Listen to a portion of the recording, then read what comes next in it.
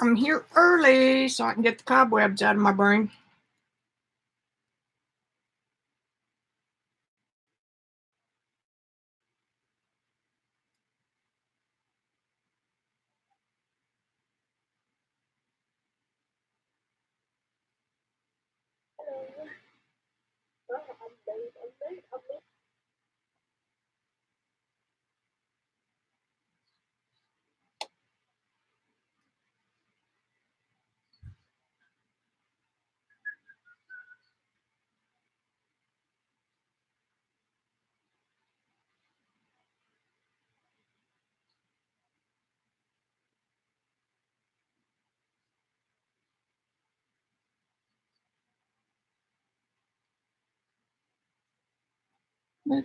Checking. Good. No lag today. Got rid of the volume.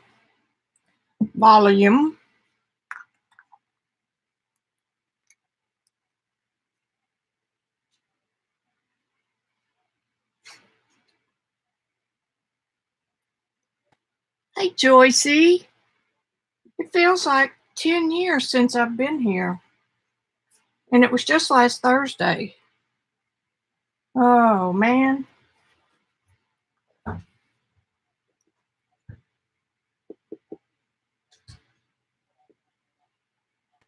Laura, hello.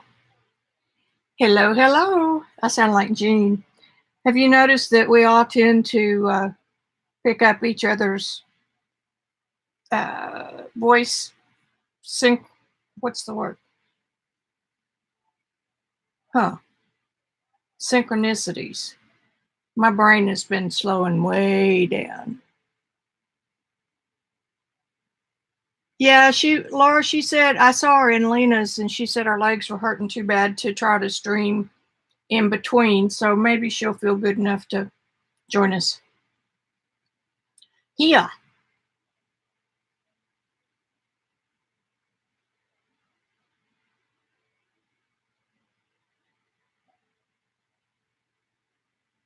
I have fresh water. My spray bottle is full. I think I'm ready to go. Sounded like Scooby-Doo.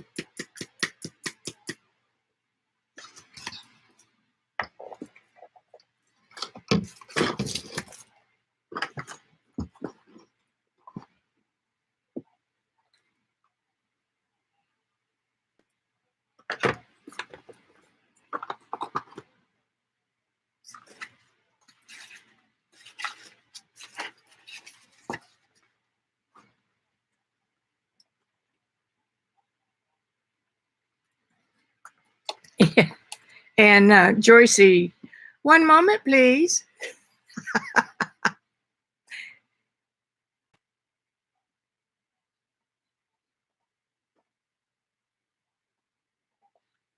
I think we're all just a silly bunch of folks.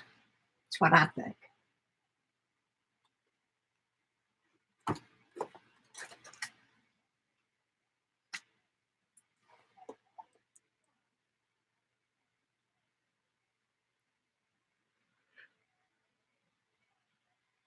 I gotta quit yawning, and I was in bed till 11:30 this morning.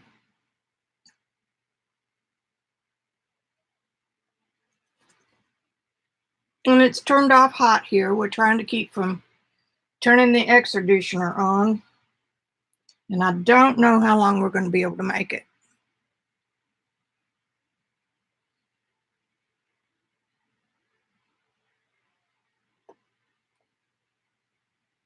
I mean, last week it was 30s.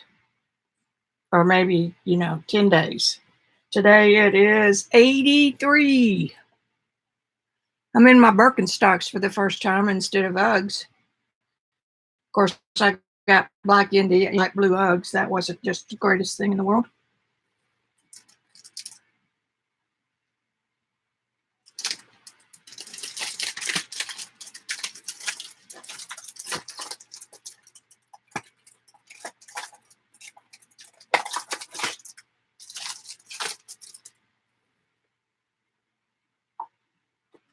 Picked out a couple of circles.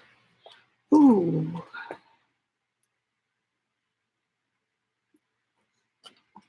I just thought of something.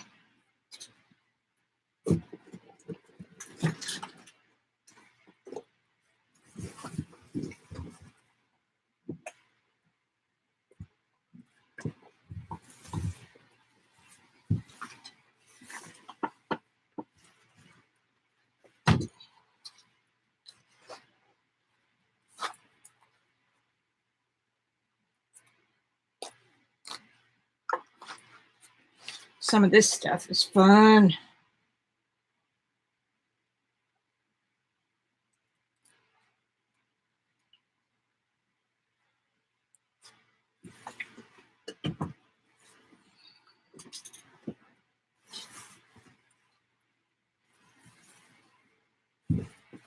I did that without knocking anything over.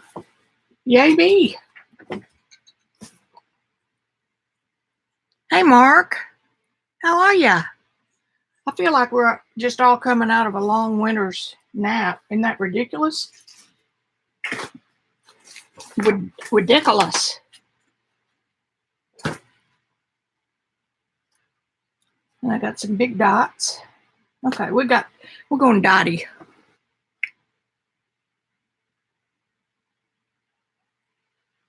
Hey, Lori. We got just a few more minutes. Did y'all see Lena's stream this morning? Good grief, that girl is a natural.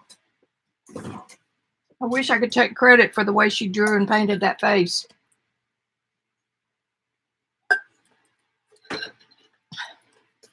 But I can't.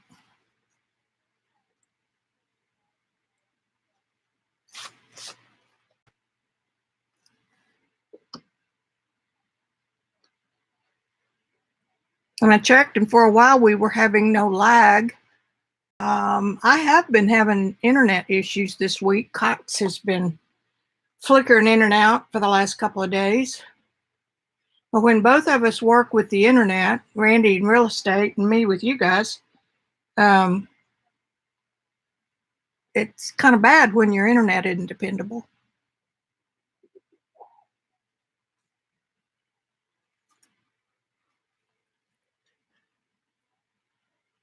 Another big yawn. Stop it. I'm going to go ahead and ink this. I bought these Moonmaker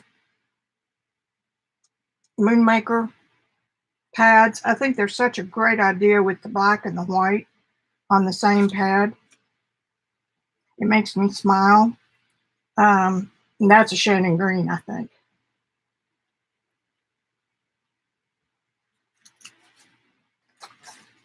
I'm just going to play until we get some more folks.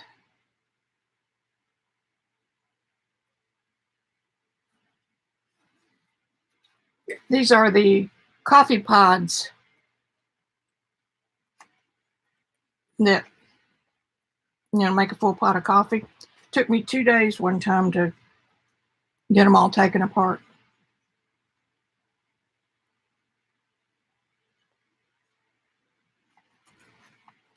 Now, the way this pad works is if you want a grayscale, you just mix them. And I think that's just awesome cool, especially on the other colors.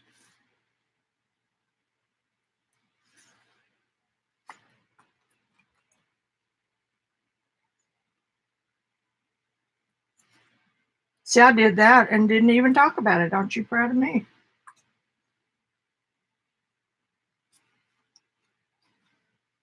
Okay, so where's the other one I got out?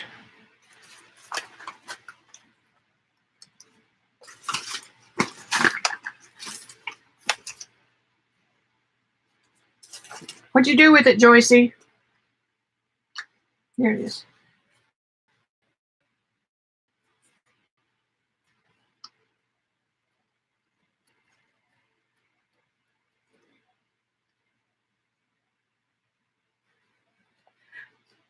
She'll drop in here in a little bit. Thanks, Lori.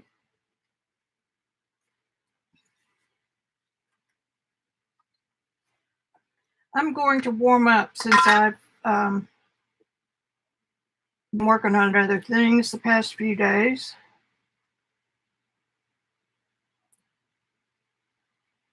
Now, that's a nice little stamp. This is a maybe Seth Actor. They're not labeled.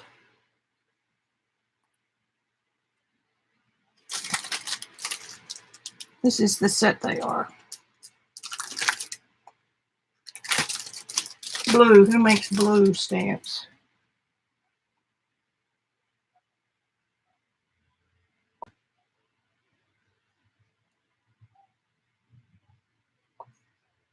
Hey, Wendy. Good to see ya. Yeah, always with the fibs, just be sure and like and subscribe their work. It helps us with not only ratings, but those of us that monetize. I might make $2 next month.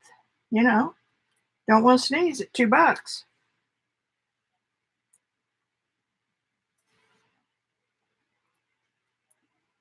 Now, that gives us a little something else to play with. Put that right there. Put the lid on this. Moonlight Duos. And how did I get that all over me already? It must be something else.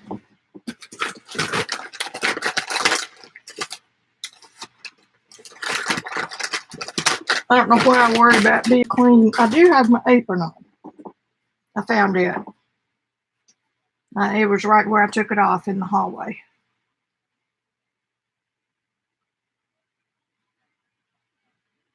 And that lives right there.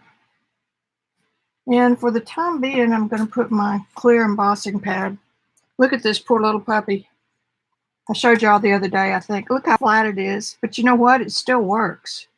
A friend gave me this when she was moving and decided that she didn't want to do any more craft stuff. So I wasn't doing anything with craft stuff then. I thought, oh, God, what am I going to do with it?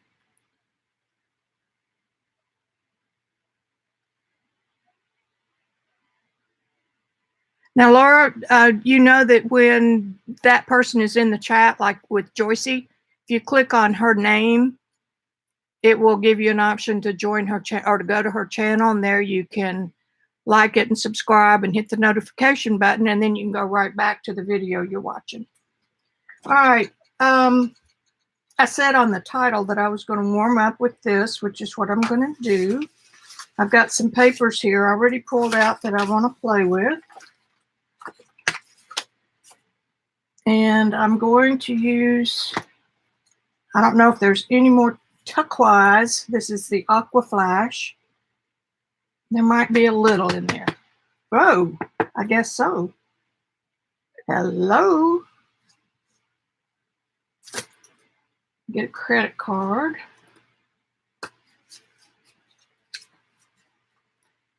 And I'm on this spending timeout. So that means I don't want to use anything I've got. This is Ice Blue Folk Art, metallic. Got it at Walmart.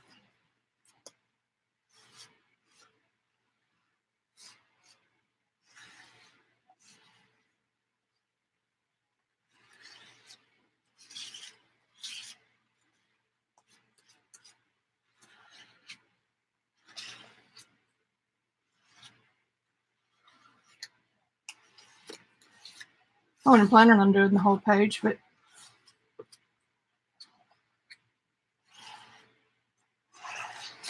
since we got the paint, I do have a large bottle. I use this so much that it's no longer a try it and see if I like it stuff. I use it all the time. So that means I can justify paying Hobby Lobby $8 or $9 for a 4-ounce bottle.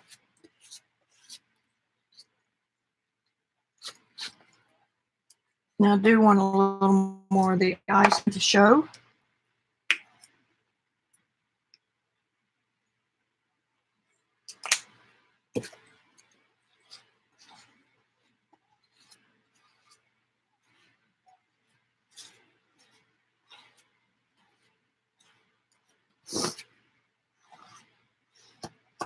Okay, now if I get that thin enough, it'll be dry by the time we're ready to do something with it.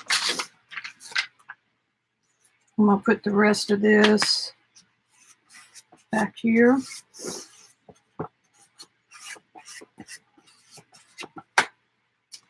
No point in wasting anything.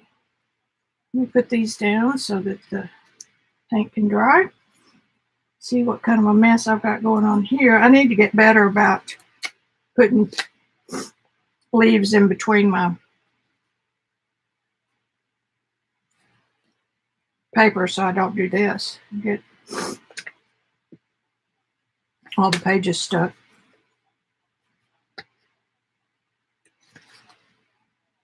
I am so proud of myself. I finished one of these this size, and I'm on track to be about a third of the way through this one.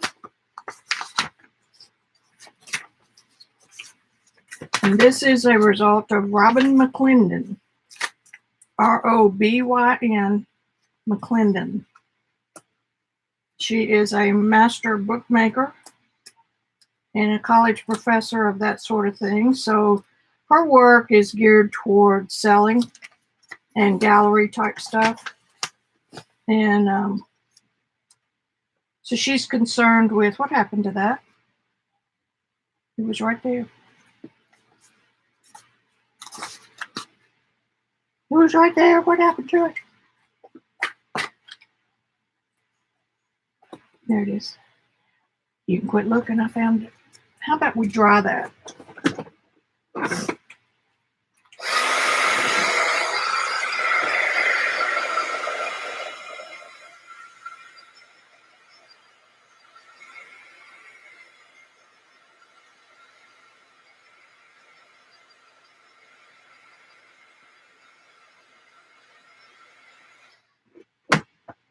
Anyway, Robin's all about using your own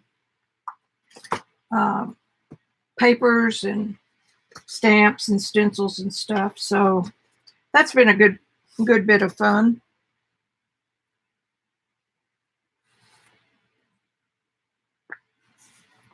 I'm just going to mop up a little bit of that. And that's just one person's priority. It doesn't necessarily mean it's right or wrong either way. That's her priority.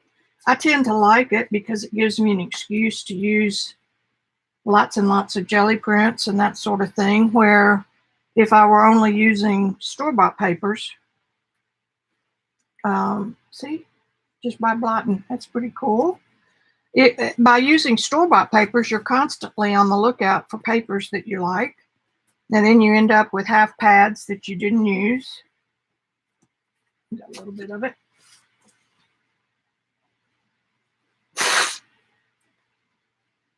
And I love making my own papers, so you got to have a way to get rid of them.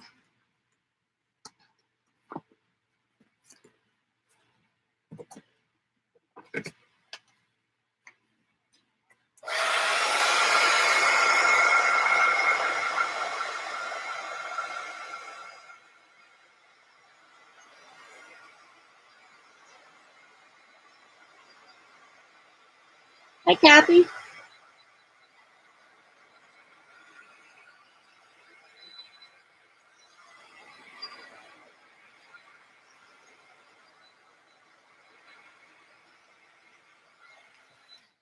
I don't know how you guys that work get any time at all to craft.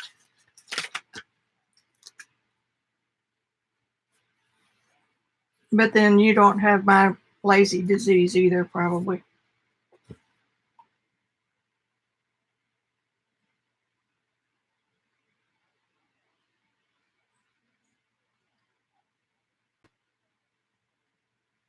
Yeah, I've got, this is the big bottle. I couldn't find the small bottle. I was forced to get a couple of them big, and like I said, I'm using them all the time. So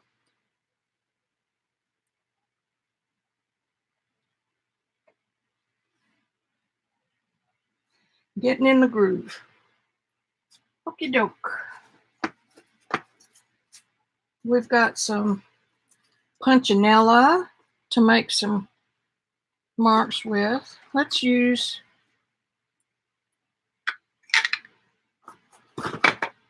let's see if we can get this distress ink to go through, since it's just sitting right here. Sort of.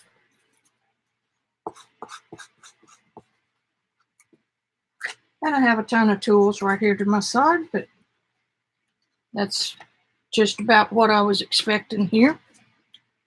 And I like that color with the other two.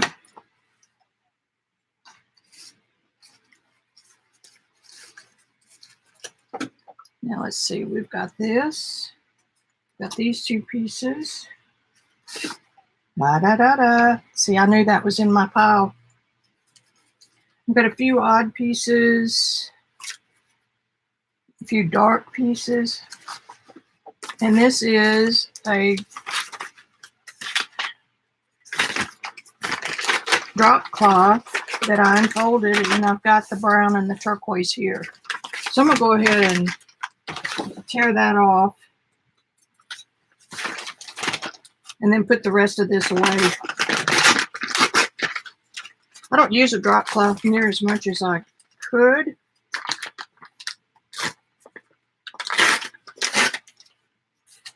Because they sure are cool.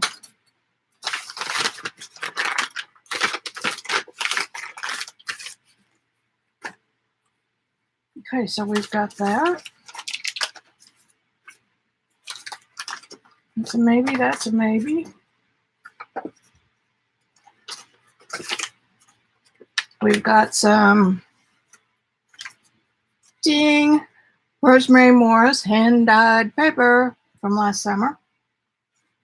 She has perfected this, by the way. She's getting the most glorious colors, especially with springtime flowers. And this little puppy is kind of cute because that will show through. So what are we going to do? What are we going to do?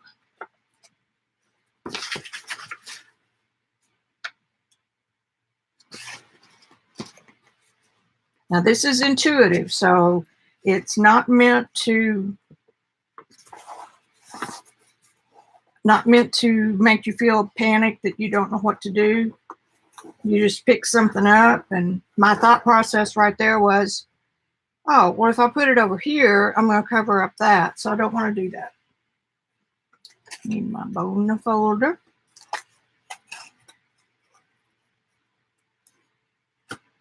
I need and that was really all the thought process I had about putting that piece of paper there.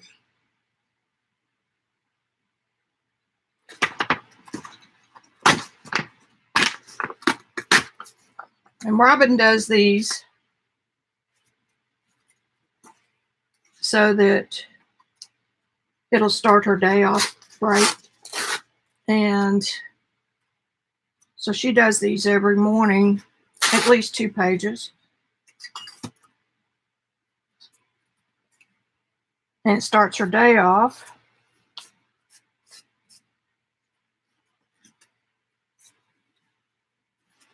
And then I came along and started, well, I mean, I'm taking one of her study group classes.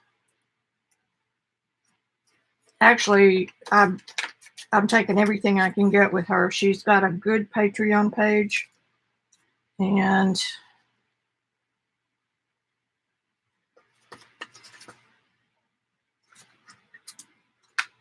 you can get a lot of her stuff, and she puts a lot of her printables online for you to print for $1 to $5 a month.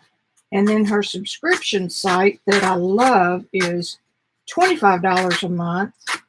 And she creates different content for that. than she does on her others. She's also got a YouTube channel, but she quit giving away stuff for free because it was beginning to not feel right.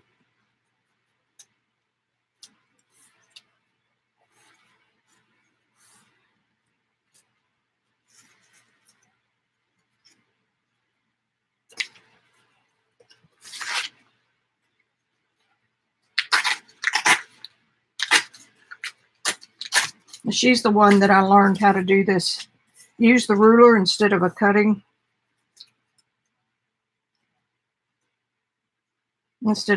tool or scissors or a craft knife and a mat.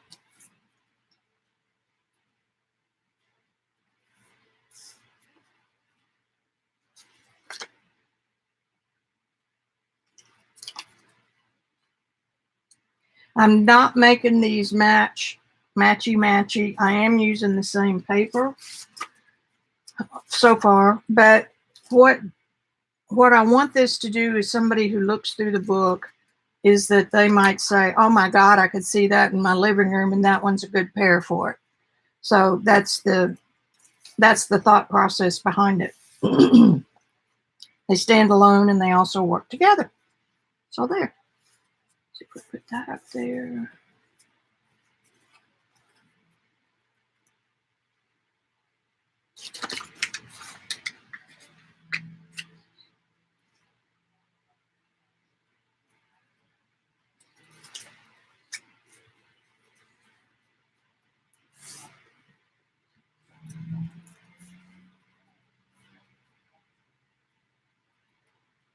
I'm overthinking it right now.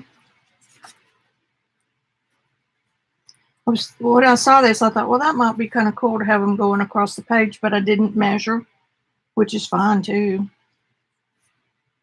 You can have it do that. And the two pieces of paper are different.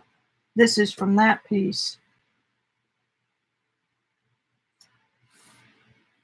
I think I'm going to do that because then that piece goes with this one and this piece goes with that one, and that is directly overthinking it. We don't want that. Got to be this.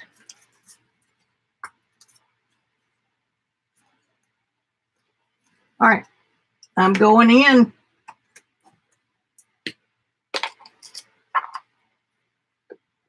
I think this is the one that's empty. It is. I always keep a couple of these extra blue caps because they will disappear. This one should be good.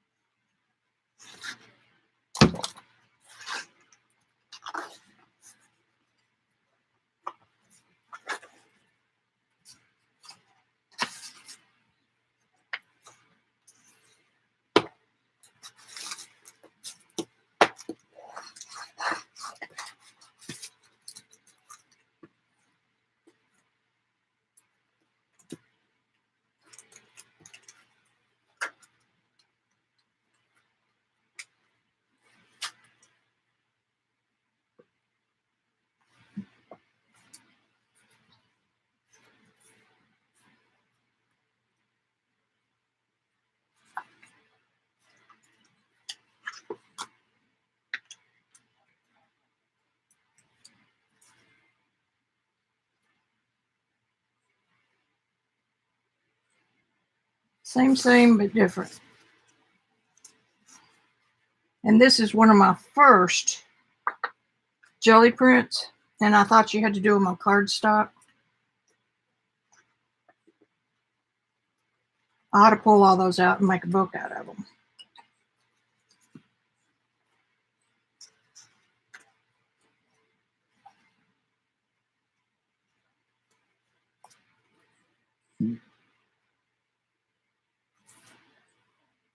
See, that idea went right out the window, didn't it?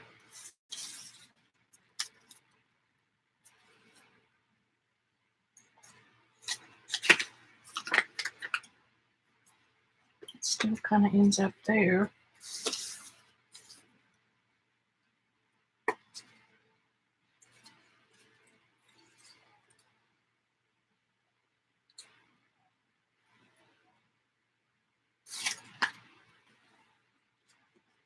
It helps me to line up the paper before it has any glue on it, and then pull back the corner and tape it really, really good. I mean, you know, glue it. Because they're hard to reposition after you get them taped, glued all over.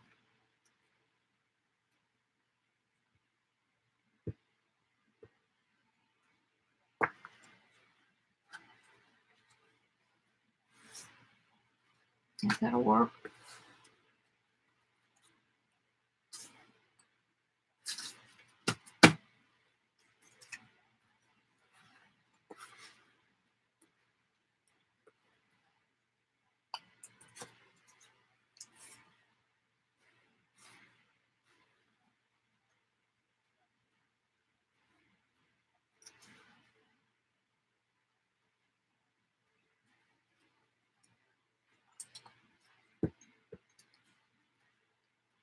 I didn't quite do that very good, did I? Can y'all see it? I doubt it. That's one of the most challenging things about videos, live videos, any kind of video really. Because when y'all can see it and the camera can see it, the artist cannot.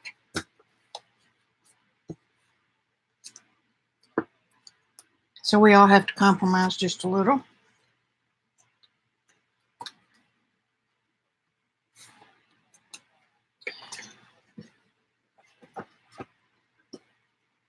Got a low battery on my iPhone. That closed, so we'll put it over here.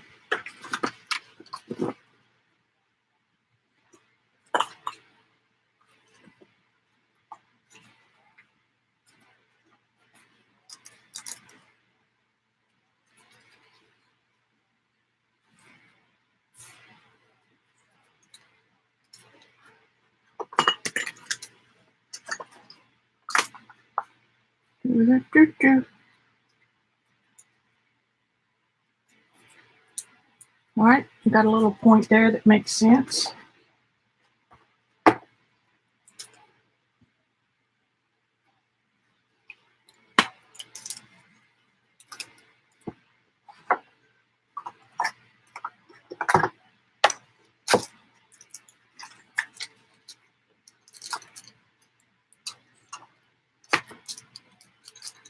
I've been doing this for about a year, and I started out with 12 tubes of this glue from Amazon, and I've still got, have 4 in the bucket unopened in this one, so that's not too shabby. That makes that money seem justified. They are more expensive. We talked about that last week.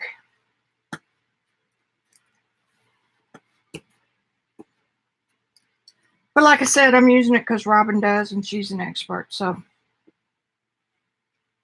that's enough for me.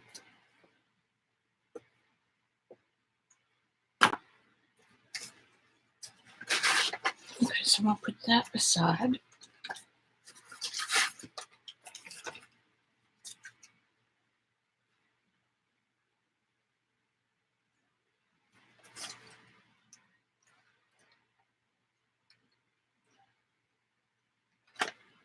With this little strip right here.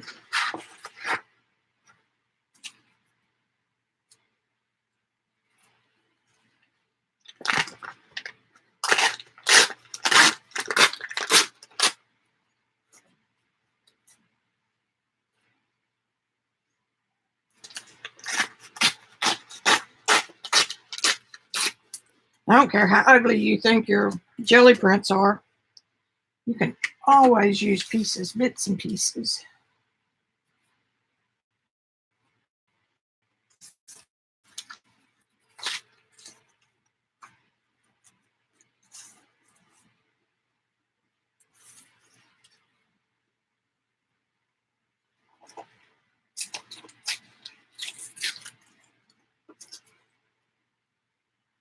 Checking my seams to see if they've been torn, because the little bit of tearing really helps them, the edges stick down over a cut edge.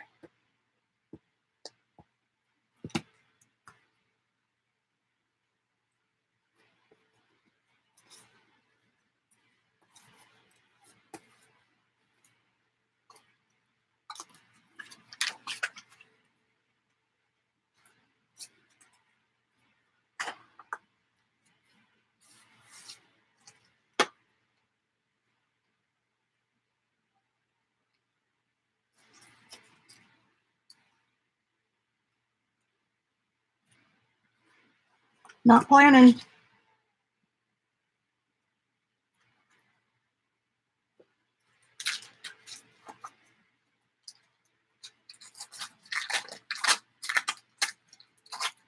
why it's called intuitive. You just do something just because.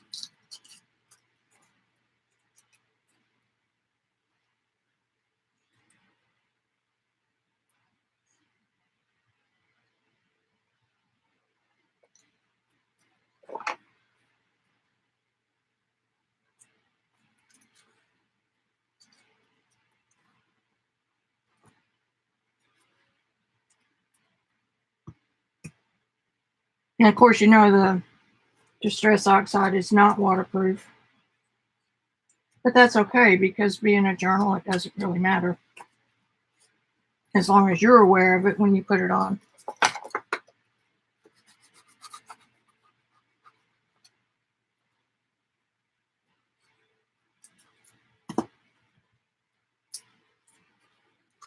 Okay, I need to look and see what y'all are talking about.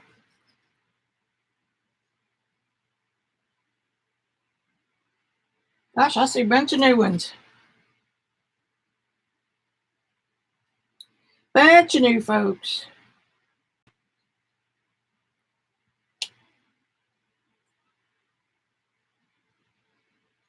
Been using yours up? Oh, man. Oh, Carol. Yes, I do. I have 2 Shannon Green's custom keepers full. And then I could fill up 2 more at least.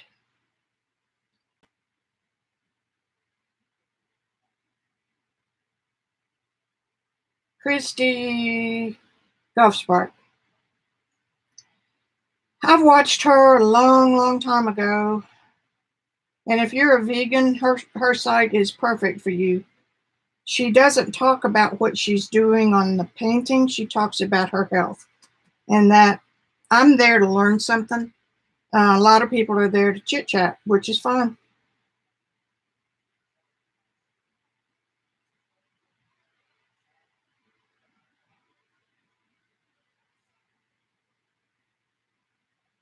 I'm going to 3 by 3.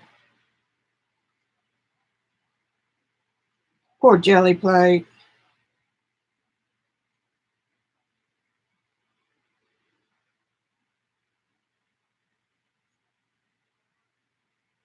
What you having for dinner, Miss Wendy?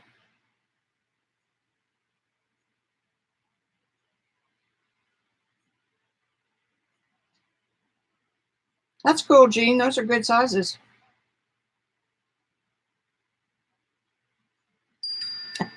Thanks, CB. Hi, Card. Card, chick, chick, chick. Card, chick, chick.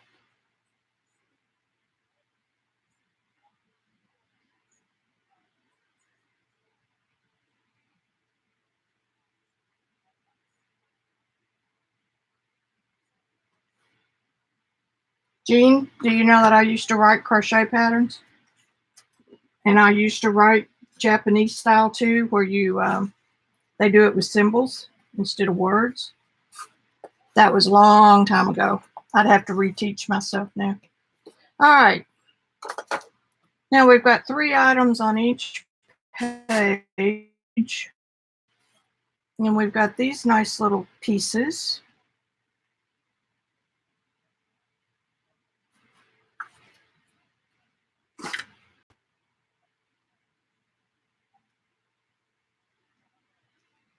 Let's see. I'm going to see if I can get that wet. I don't know why that brush is in my good one. Oh, it's a Kolinsky from Art Secret. That's why. Art Secret is China. ASI Express. Or AliExpress. It used to be a wholesaler called ASI. No, there didn't. ASI was where you get your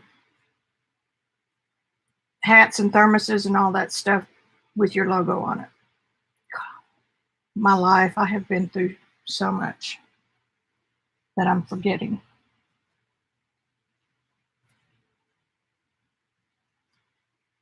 The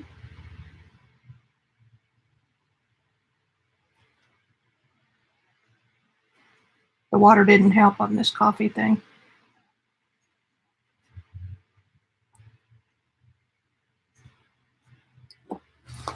I think we're just going to put it down right there.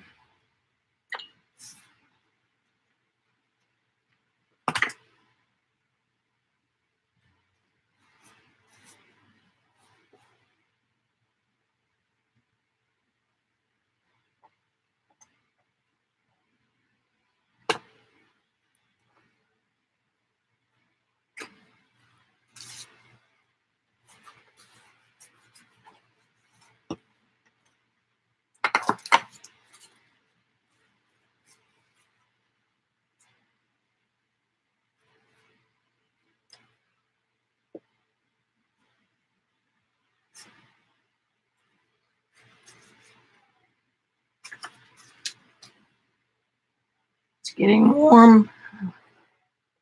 I've got my little fan going.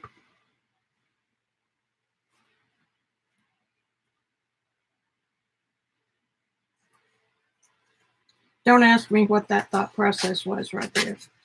But I decided I liked this corn edge.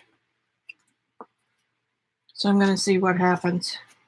I've got a little bit of a cut edge right here. Oops. You do this ruler trick and your ruler has cork, you have to do it on the back side, because holding it tight is what gives you the traction to cut.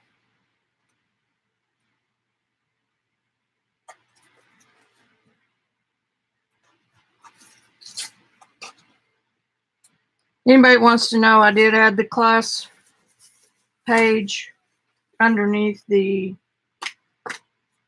description.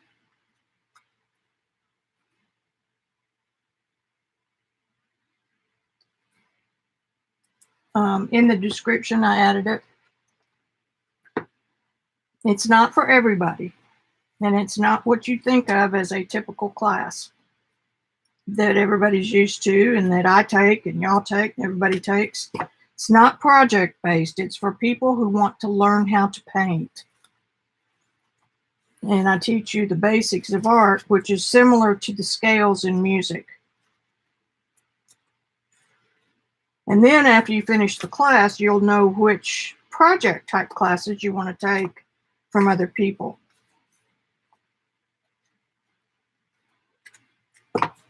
During my learning phase, I kept having tutors tell me, go back to the basics. I'd say, I don't have a clue what they are. All my teachers just told me how to trace their patterns and paint it. And I wanted more than that. So 20 years later, that's what I decided to do. There are a lot of process videos out there.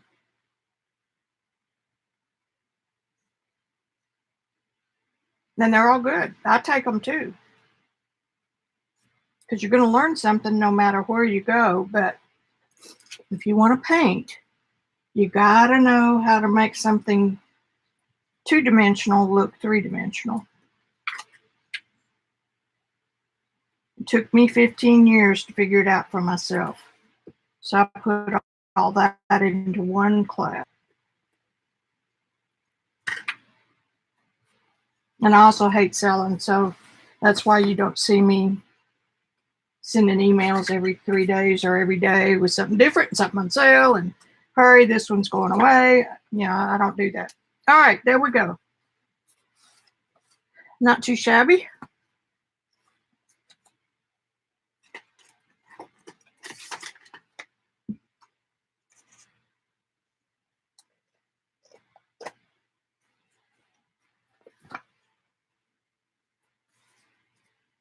Alrighty.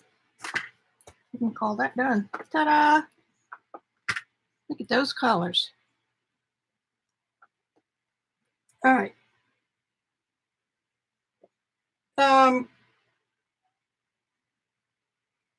Ooh, that's a good one. I like Tunisian though.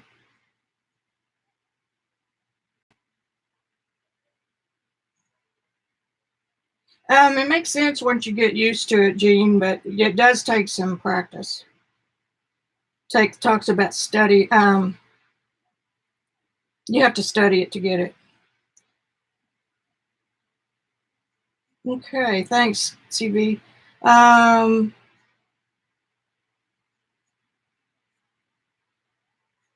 Yeah, it's pushing at some of the old habits, and I had a ton of them. Well, it's 83 here, CB. Hey, Jules. What I'm doing, Katrina, this is you're talking about the class or the book? This is an idea journal.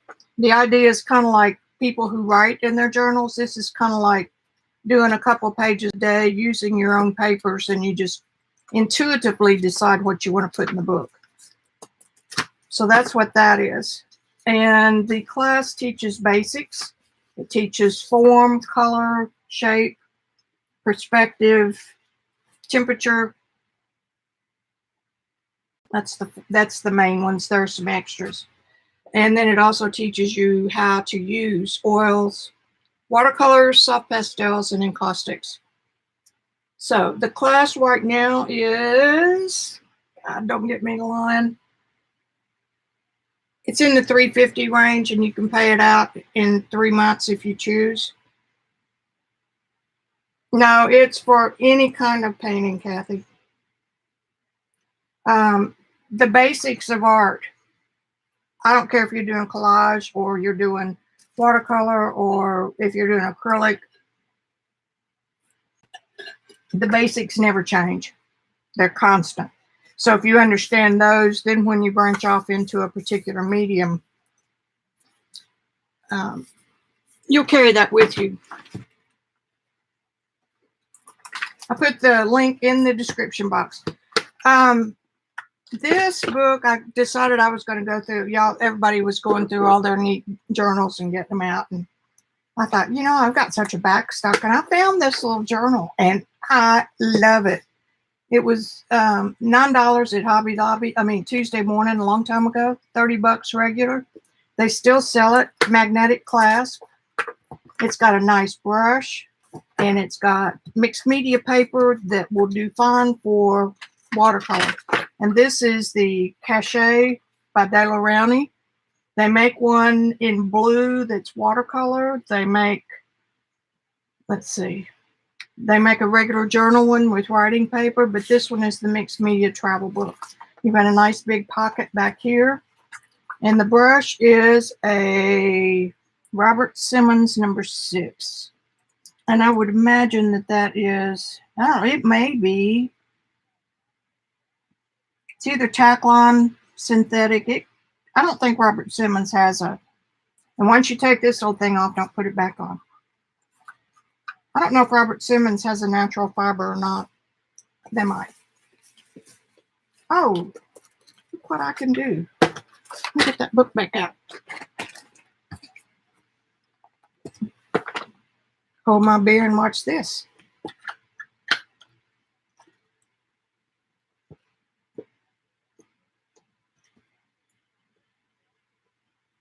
These little things are so cool. I need to keep this one, but then if I needed it, I'd never know where to find it.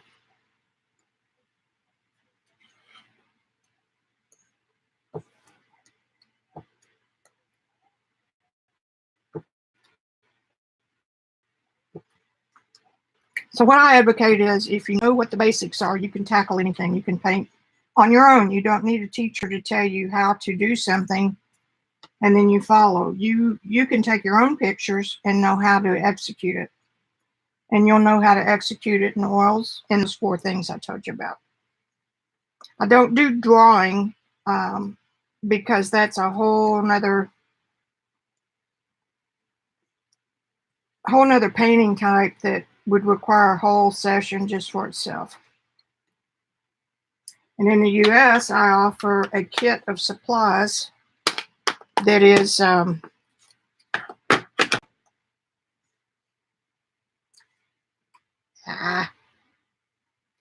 got it in a minute. Isn't that cute? Cute. I'll think of it in a minute.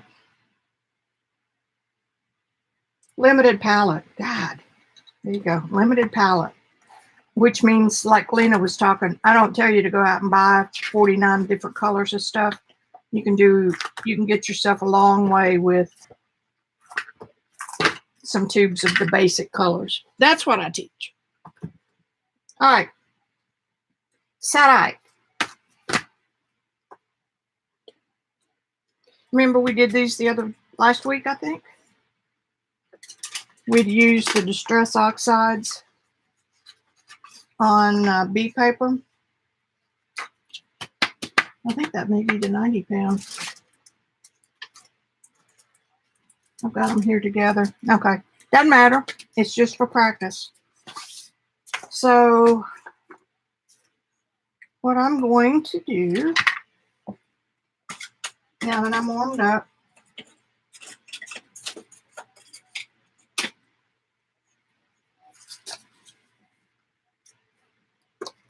I'm going to paint this in my handy dandy Charles Reed palette. Watercolor.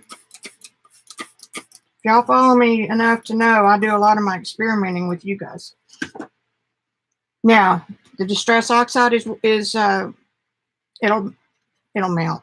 Kind of like water. So it's water soluble. So I'm going to have to get in and get out. I'm going to use this little Kolinsky size 8 from China. Look how nice the point is.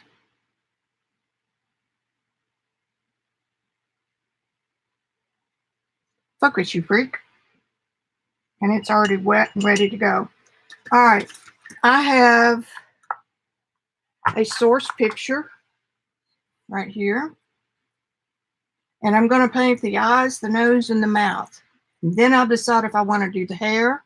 This is just a face coming out of the mist. Don't think y'all can see it. We can't all see it. So I'm going to put it up here on my rack. I get my source pictures from anything that's old, like Creative Commons or some of the free picture sites where they'll let you download, or I go back to the 20s and get pictures, because a face is a face is a face. And it doesn't matter how old the face is. The only thing that changes is the makeup and the hair.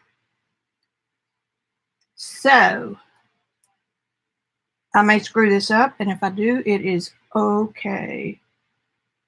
And you want to be able to see everything, so I'll put that down.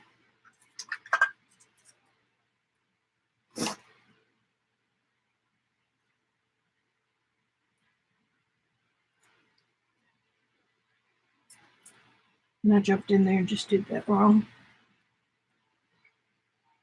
Not wrong, but it's not where I wanted to go. I don't use flesh tones that are pre-made. I mix my own.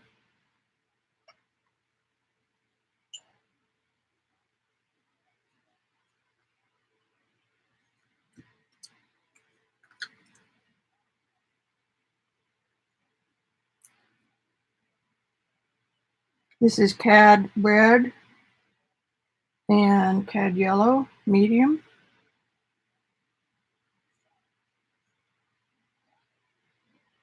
I want it real watery.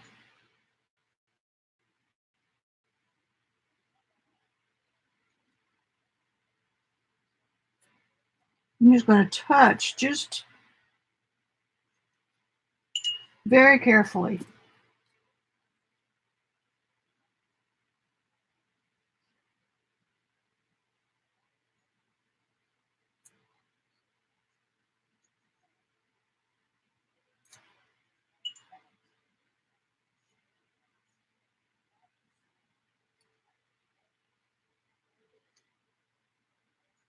Over here I mix a rusty color with cad red and cobalt blue.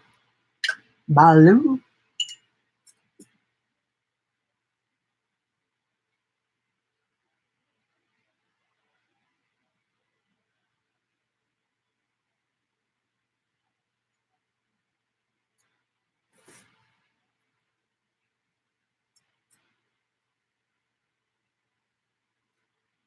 And sometimes I throw in a little carmine.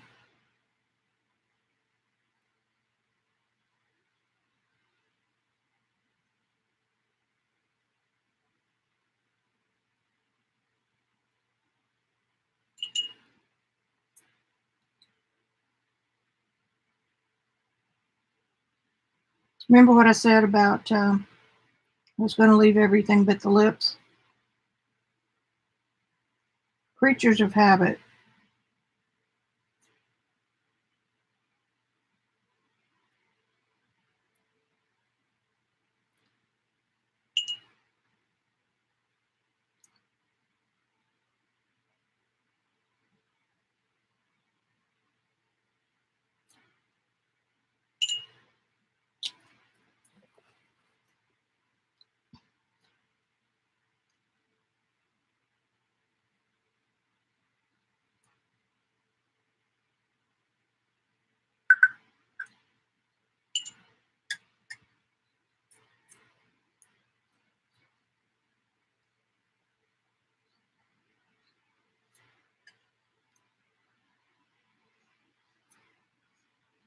What I see so many people doing is just scrubbing their paint, their brush onto it, like I just did.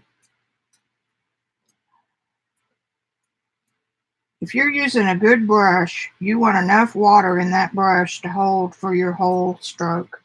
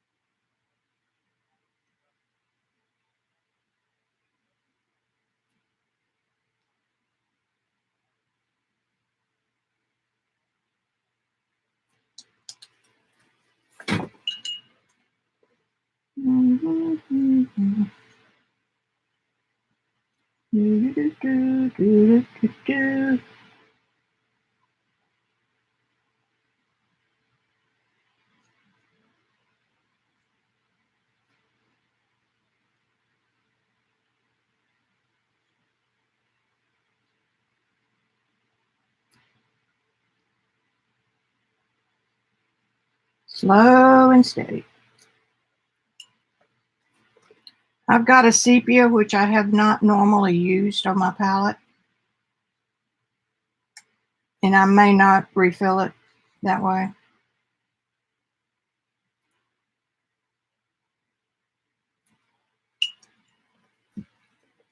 Who knows?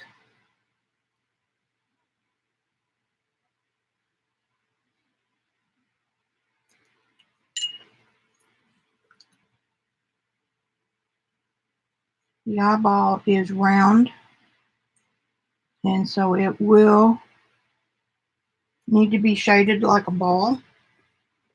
The whites of the eyes are never white. Most of the time they're more of a flesh color.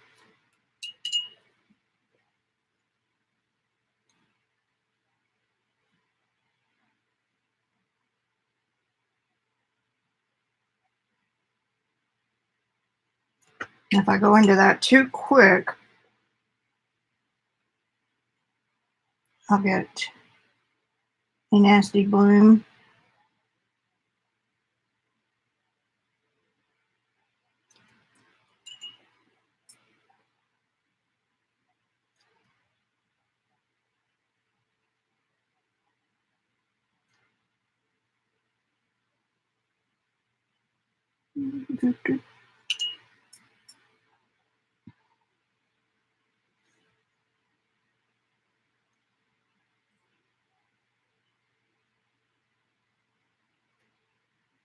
Cast shadows have hard edges.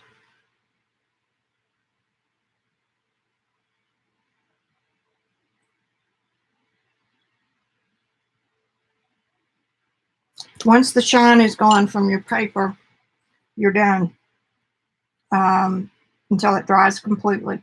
Or you'll get these little nice bloomy things like I got. And I try to take care of my hard edges as I go.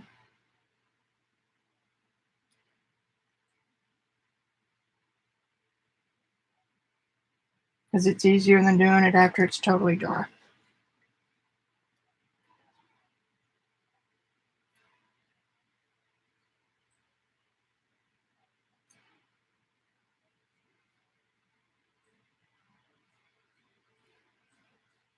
I don't paint eyelashes. Flick, flick, flick.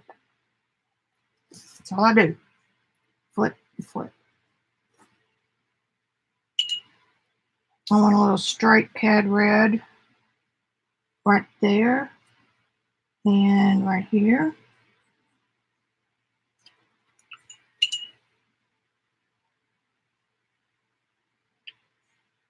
You might ask yourself why cad red?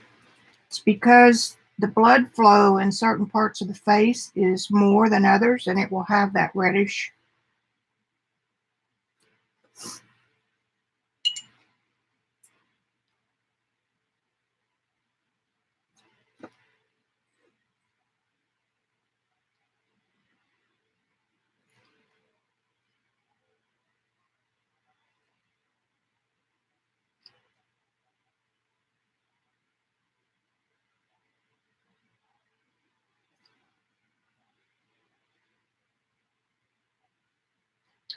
Okay, my brush is splitting right there, which I don't care for. It's the first thing I've noticed being bad about this brush.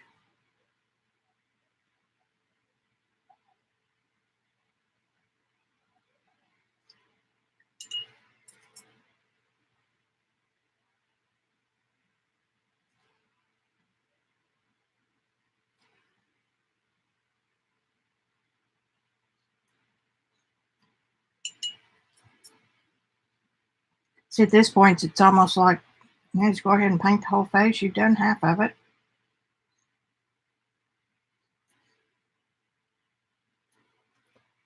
And if you don't like that, then just take a Kleenex or something and blot it just a bit.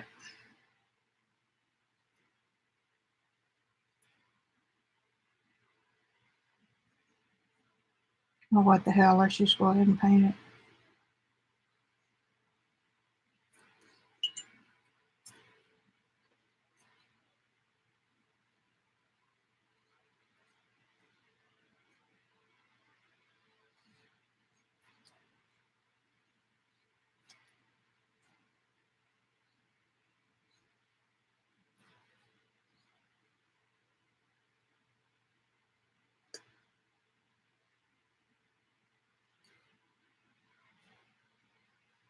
Yep, this brush is splitting.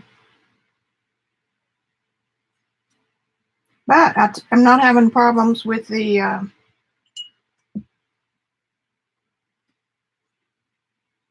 Distress Oxides.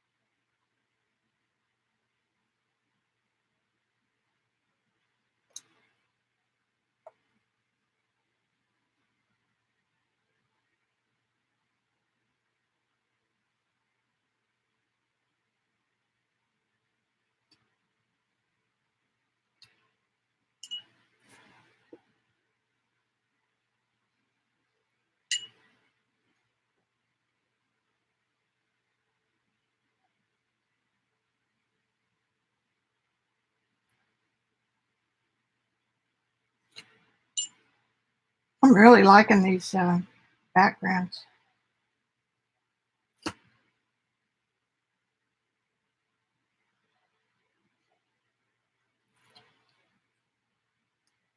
Yep, this brush doesn't cut the mustard.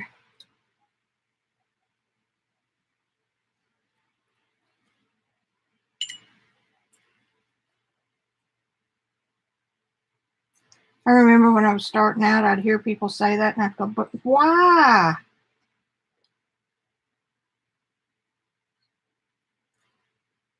And now I know. It doesn't hold much water.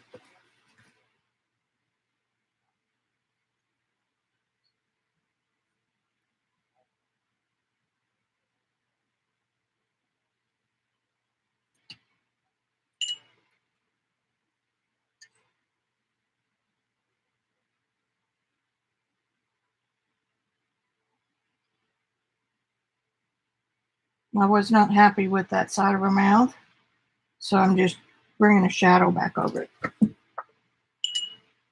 All right, now I'm just going to swatch in some hair, whatever's in my palette.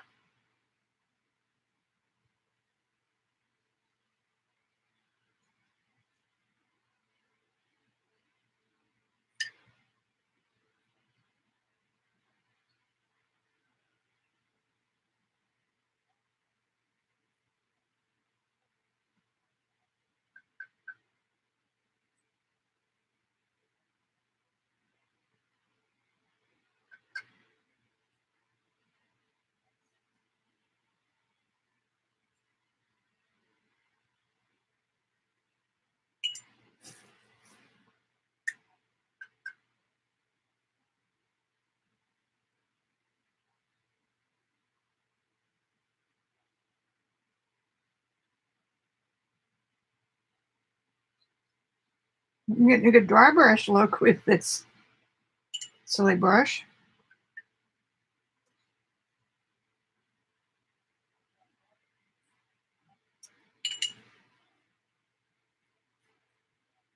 So as long as you don't saturate the paper or spray it, go into it, you're going to be okay with the Distress Oxide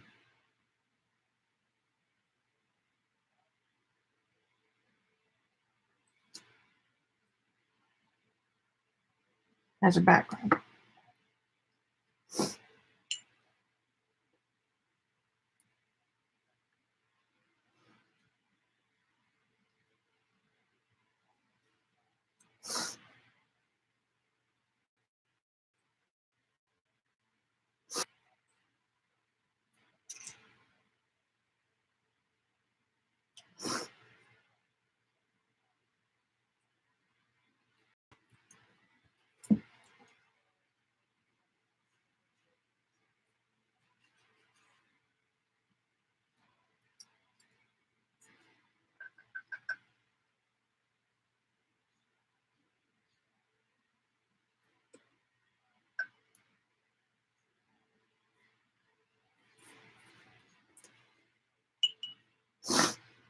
And my nose. Every time I get with you guys, my nose runs.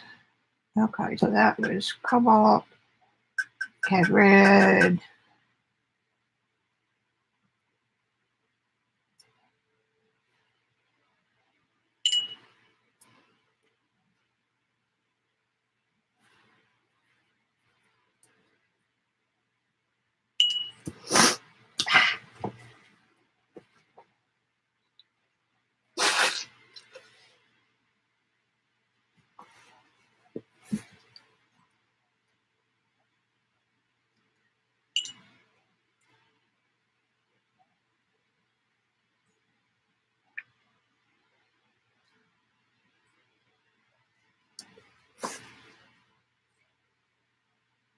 I'm just playing now.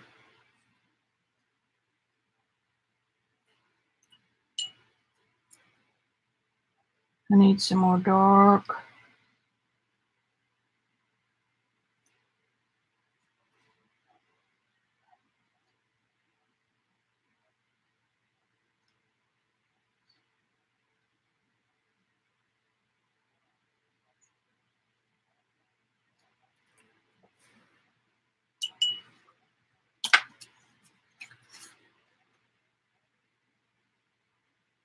works for my experiment. All right, I'm gonna see what y'all are doing.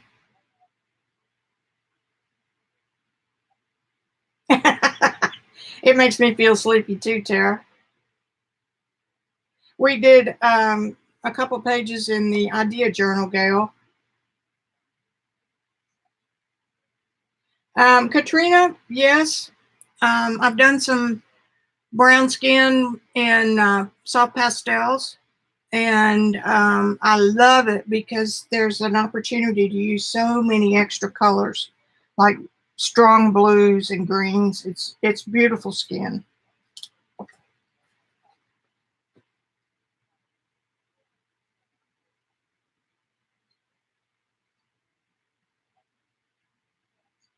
Okay, y'all are having trouble with me with my website. Katrina, I'm gonna stick with what everybody else says on the on brushes. If I can find mine. Nope. Here it is. I spy. I spy with my little eye. This is the Black Velvet series by Silver, size 8. If you're just starting out, a size 6, 8, 10 will be fine. And then I would add a 12, and that's probably about all you need. So I'll use that here in a minute. Let me see who else is on questions.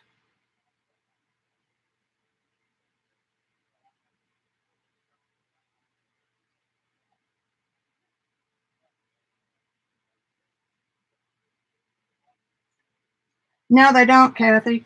They do not seem to be reacting, which is really, really cool.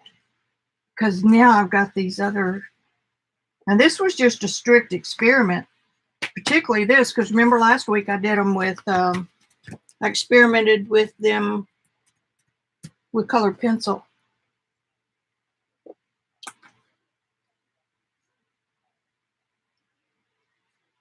Just soften that edge just a hair.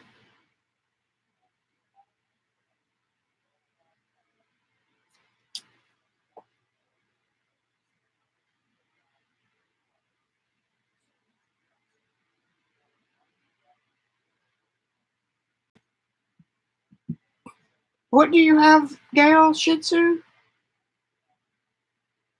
Yeah.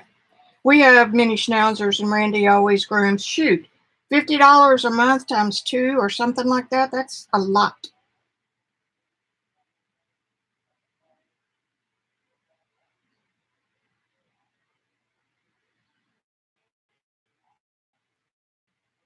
All right. Anybody else trying to get a hold of me or my website? My website is Axully.com. Now, y'all have been around me enough, and that's not it. Axully.com. If y'all been around me at all, you'll know that I spell and talk with phonetics. So actually is the way I say actually, except it comes out of me as actually. Good, Gail. I used to be a web expert. That's what I did since dial-up, and my website is the worst of any in the world. I desperately need to go fix it, but I'd rather hang out with you guys. But there are some freebies on there. I did the price list last week. Look how pretty that's doing right in here. Ooh, yeah, and it's transparent over that oxide. Okay, I got distracted.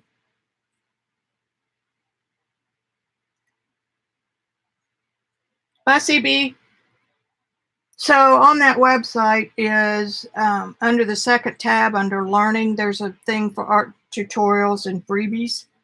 The art tutorials that I think you'll see are the ones that I did in 2009 with other tutors. And I may revive those here one of these days, but for now it's just me and my stuff. That's not too bad. I see a lot of things I could fix, like her nose isn't quite right. It helps. But you got to be real careful with watercolor.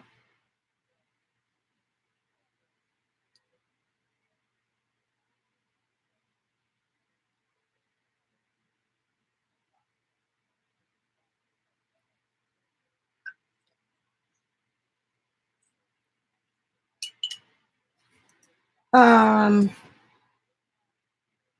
any other questions? What time is it? It's 10 after 5. All right, and I told, who's still here? It was Katrina. All right, Katrina. Oh, I want to show y'all this I found. When I was doing, before I started live streaming with all the fibs, I did a lot of watercolor backgrounds just to see. I was really just experimenting with the pigment. That was something I never did back when I was learning how to paint. So a lot of this stuff I go back to, you know, and go, gee, I wish I'd done that.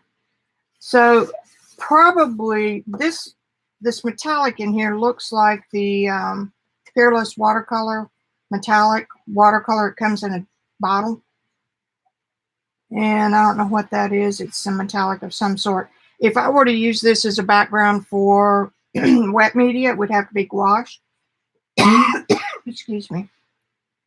I might be able to do colored pencils on it, but gouache would be my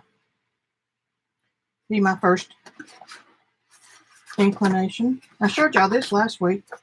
This is one of my printables are on the website. This is a file with the original plus 3 versions.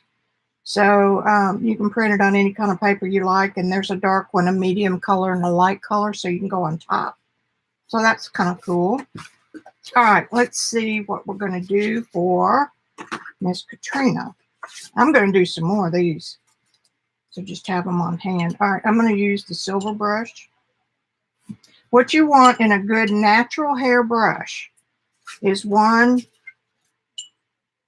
Let me get some color on this.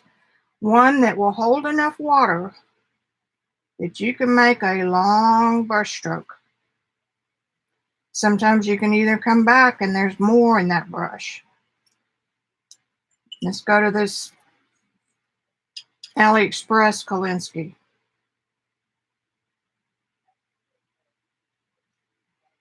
See how quick it ran out of water and pigment? Synthetic brushes are more like this. They don't hold much water, which sometimes is what you want. You don't want a brush that has a whole lot of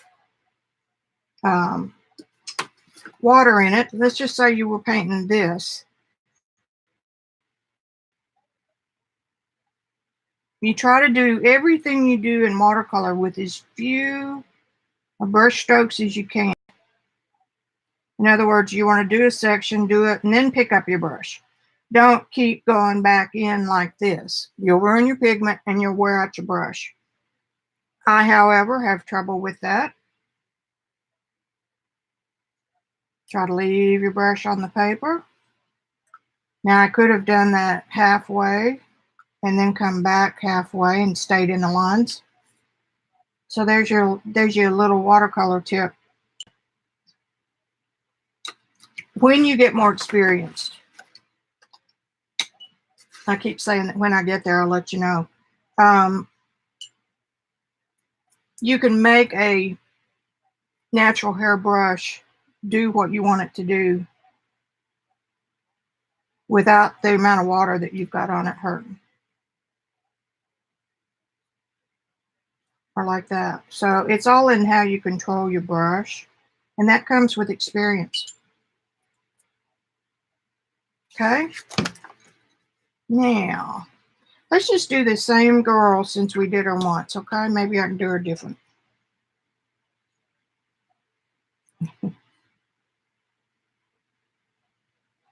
It is hard. It is hard. Yes, Jean, do as I say, not as I do. Exactly. Exactly. The amount of water that's in your brush is a key factor. It's the most important factor, as a matter of fact. I'm going to give y'all a little hint. When you get your brush in the water, like I just did, and it's all wet, shake it just as hard as you can down to your side. And it will make the brush point. It will shake out the water. Then go into your palette, and you will have a very good amount of I didn't get much pigment. You will have a good proportion of water to pigment. Do not do this and go straight into your palette. You'll have too much water. And that's where you get your pools and your, you get your, look at that right there. See, I'm already getting a bloom right there, and I didn't go back into it twice. So that's the response to having too much water on your brush. That is one of the biggest tips I ever learned. And it's just water that you're putting down to your side. I mean, it's not going to hurt anything.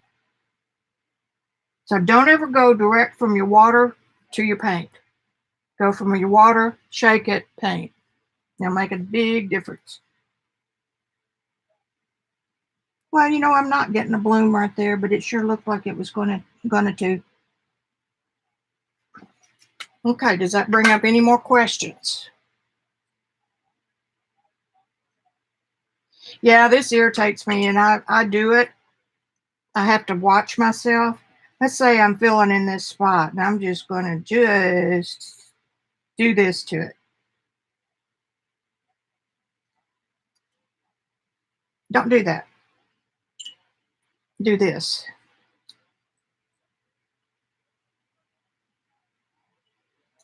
And done. Don't do this.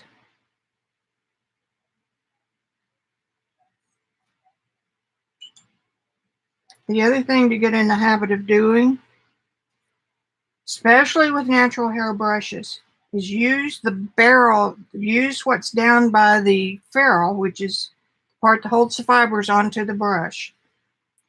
Don't use your tip unless you just really have to for like eyeliner or something like that. Use the side of your brush, because the tip hairs will wear out. They'll wear off.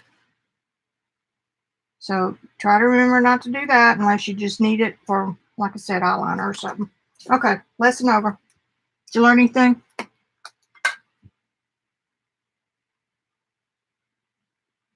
Yes, trying to do something, Gail, is one of the biggest pitfalls you can fall into. One of my first teachers, and it was an art, it was a social class. And everybody traced what the instructor brought for the week. So it might be a little red wagon with geraniums or something like that. Well, right off, irritated me because I wanted to do my own thing. But I was encouraged by her and by my next teacher for everything I did to sign it and sell it, or sign it and it's finished. It's perfect. You can take it home and frame it. Well, all that work is not worth framing. This is not a frameable picture. I probably wouldn't even sign it. It's a practice piece. The other thing is, if you will practice your brush strokes, practice what your brush will do, okay? Shake it. Get familiar with how many marks you can make. Is that dark enough? No. Let me get back over here. Practice what kind of marks your brush will make. Add a little more pressure, a little more pressure, a little more pressure, a little more pressure. Practice this. So you don't need a brush that does all of these little ones. You can get by with a, let's say 6, 8, 10, 12. And if I were going to do it or give you any advice, I'd say do these. The brushes will last you forever, where a cheap brush is going to act like the one that I just showed you. Let's see what it does. Water, shake, palette.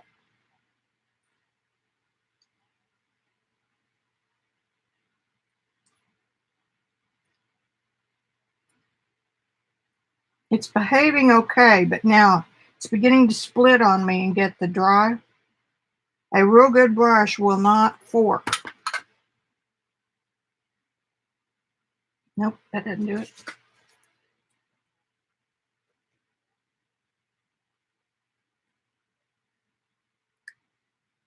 I don't know if you can see that or not. It splits. You can get it back, but okay, so there's one sample. Just practice these. This is getting to know your tool. This is like in the kitchen. You've got to learn what the measuring cups are for. And then you've got to learn, well, it's different for brown sugar than white sugar. Why? It's different for flour than for sugar. So those are things just like in cooking, just like in piano, like Jean teaches.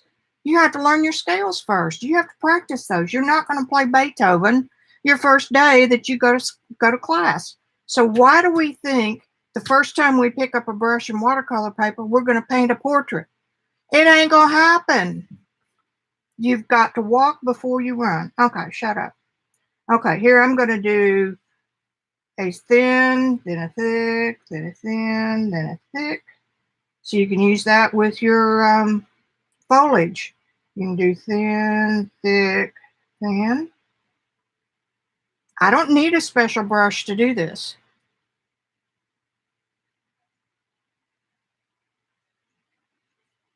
I just think that's so much fun.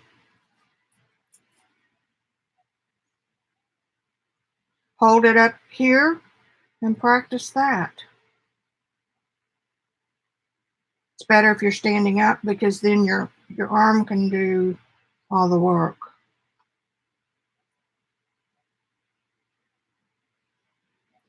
So you need good brushes. You need good paper. You're not going to get the same response on Strathmore at Hobby Lobby or Michael's brand or Walmart brand. I have had pretty good success with Canson watercolor paper, but for the money, the B paper that's online, and you can get to it through my Amazon store. Let me write it. Excuse me. And you may not be able to get here as a link. bit.ly/capital Vicki capital Ross.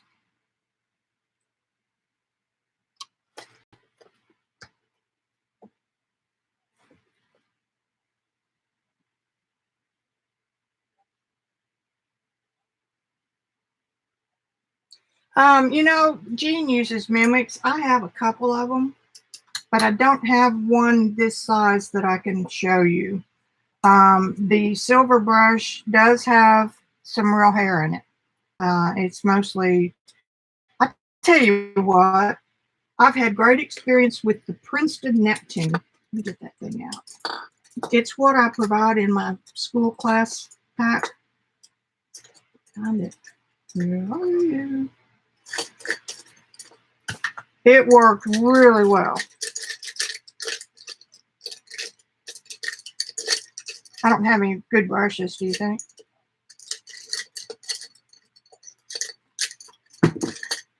This is a synthetic. Oh hush, Siri, I don't need you right now. This is a synthetic squirrel brush, and it's made like a quill, which is sometimes called a mop brush. Let me see what this one is. That's Art Secret. Those do work well from the Art Secret. Come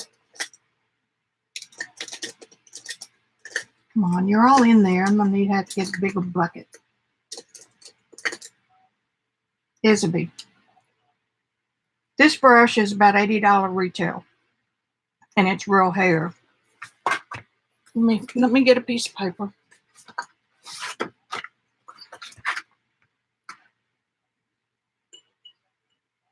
And we'll compare these two. I've been real happy with the Princeton Neptune. And again, I've only got a teeny mimic, so I'm not real sure. I'm not going to be able to do a good comparison, I don't think. And Jean does.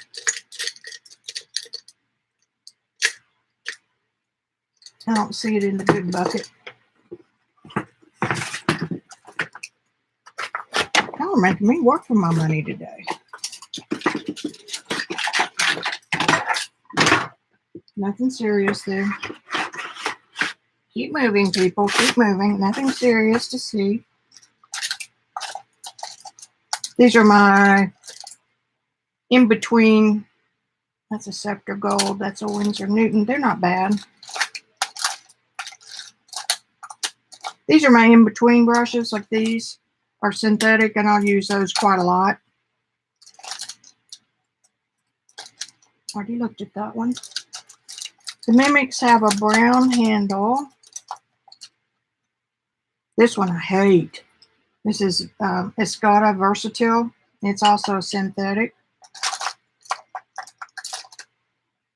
I mean, it just split all over the place. And there's a brush that's upside down. It's supposed to be in that one.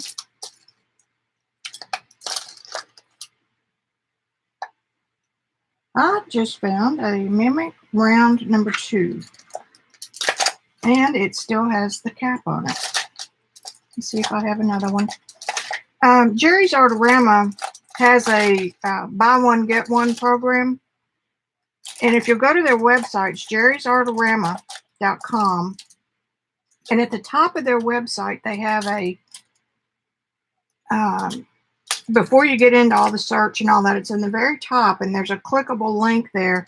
They'll sell canvases and brushes, and they make a lot of their own brushes. So, but you get one and get 2 free, and it might be $3, and it's normally 15 or 20. I've got canvas boards that are 2 by 3 and 4 by 5. And I bought like 5 of them for $1.50. So try that. It's really good, and that's who makes Mimic. Okay. I think that's the only one I have. Here we go. Unveiling it. Let's put it in there. I'm not going to be able to do a thing with this little brush, though.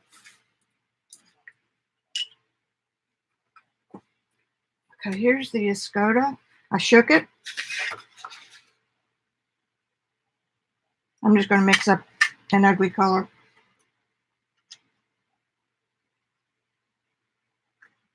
Well, that will be ugly.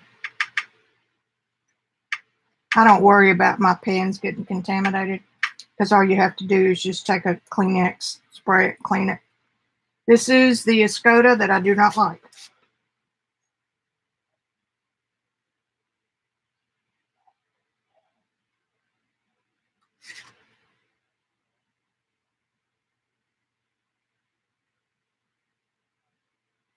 And it's not going to do it today, but this thing split after.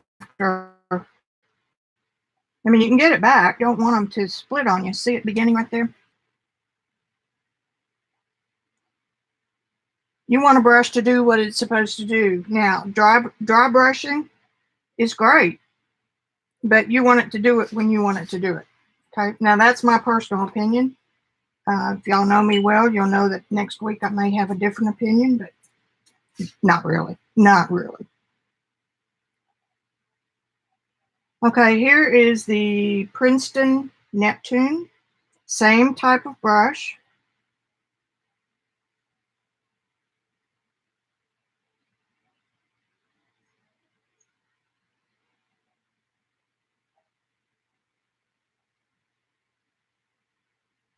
And we're beginning to run out of water. It's not splitting. It's still not splitting. It's maintaining its overall shape. Here's the expensive Isaby.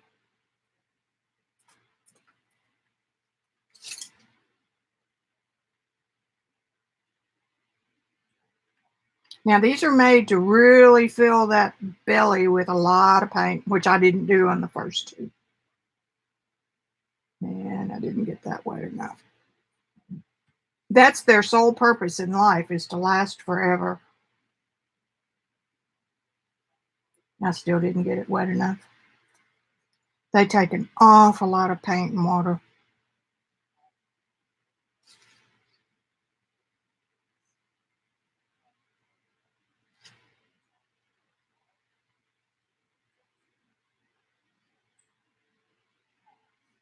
Can't really see anything else. So, comparing those 2 brushes, here's some more paint on the back of. Let's get that little bitty one back out. Size 2. Let me see if I have something approaching a tube.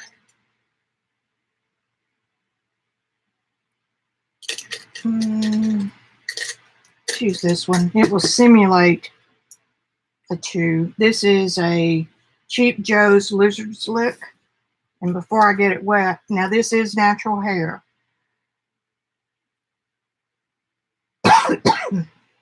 Y'all are getting a lot of information out of me today. These brushes have shorter hairs in the center, in the core, and then they have longer hairs on the outside. That's what makes them come to a point. I'm not seeing brushes made, but what they do is they do them individually and design. The hairs have a natural curve. So they'll pick hairs that have a natural curve for the outsides of the brush. And that's what makes a natural hair. This is not natural. That's what makes a natural hair brush come to such a fine point. This one has the short hairs on the outside and a long hair or two on the outsides. Can you see that? And what that does is it makes this belly part hold a lot of paint, and then this will make a nice point for pointed lines, but you've got a lot of stuff stored in here that you can use. So it's not going to run out as much as a fine point. Where did you go? Right here. This doesn't have much of a belly to hold paint. So for some uses that will work fine. For some uses this may work better. However, this is natural. And it does take them, natural hairs, it does take a while for it to get those hairs good and wet. Now I've got this one.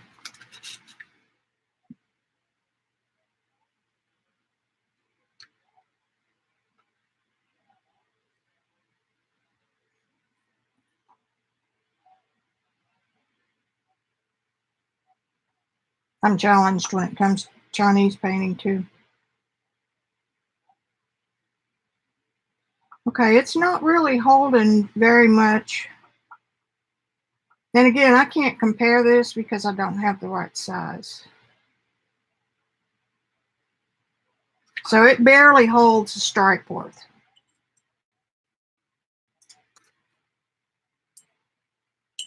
Here's the Cheap Joe's, which is going to simulate a 2, except it's going to hold more.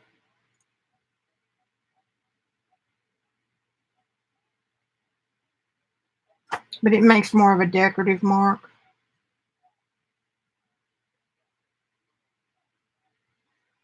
But you can see that it does hold more.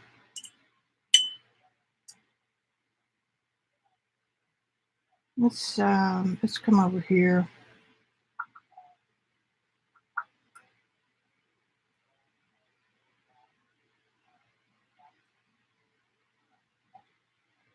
I don't have enough water in my mix.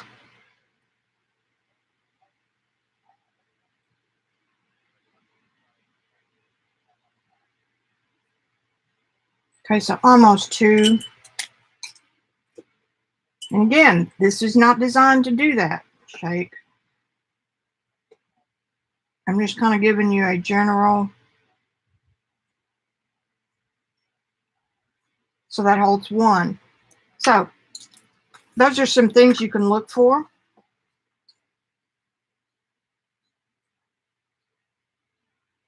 Hey, Judy. Let's come back up here where I got caught up.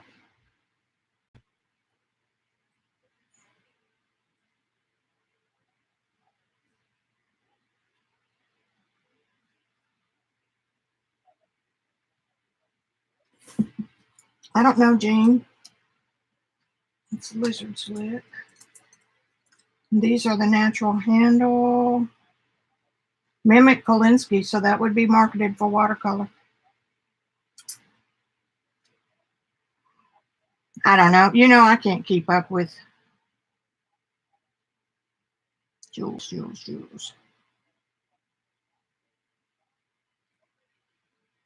Yeah, Jules, I just did a demo with the AliExpress, and I've got a bunch of them. The mops are great, I think, for the money. I mean, This is almost $90 retail.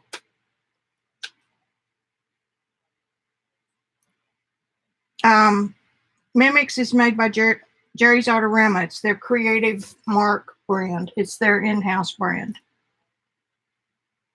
I thought you had some, Jean. Mimics.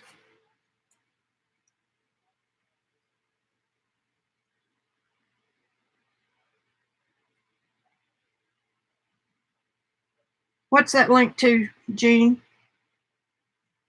of the YouTube video?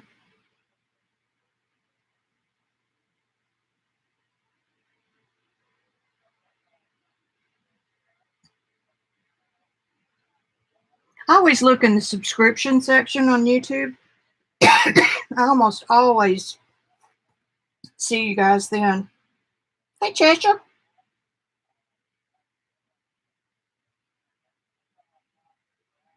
Well, shoot, I need to go to that link too, Jean. You can't ever have enough practice. I'm a jack of all trades and a master of none. So somebody that's a genius at mark making, hats off.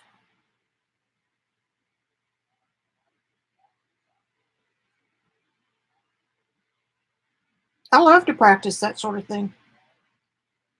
Okay, what other questions do we have? I did not paint that other one, but we did get a good brush strength demo. I'm not having any problem at all with the B paper. This is the 140. This is the 90. I would never work on 90-pound paper unless that's all I had. And the only reason I have this is because I ordered the wrong one by accident.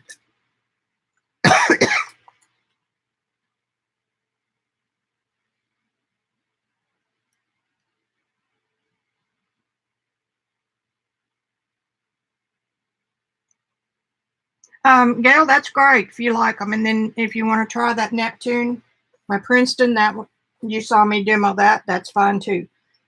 Excuse me.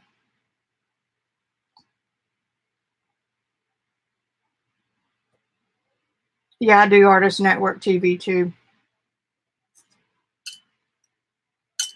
And that's another reason why I don't teach project painting, is because there's so many other people that do it and do it well. But not too many people teach the basics to the depth that I do. And so I can teach you that and then teach you what the different mediums do and what their differences are and what the different brushes are for and that sort of thing. Then you can go out and do those project-based classes with better success. Yes, Gail, the Neptunes are synthetic.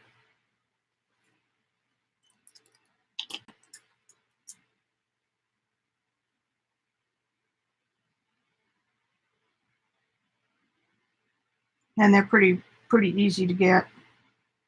That's the little brush that I include with my class. If you're US based, I've got materials already for you in a kit. If you already have a whole bunch of materials that you think I might approve of, you can do without it. Did you catch that? And if you know me, you know what I'm going to say. Artist quality paints. Yeah, I was doing something the other day and I was using this brush. Come on, where are you? It's an Isaby. Find it right now.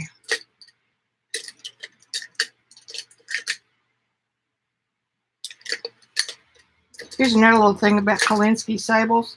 You remember I showed you about the point and how the brushes are made? This is what they look like when they're dry. Isn't that cool? All right, where is that brush? Because it dries weird. Well, crap.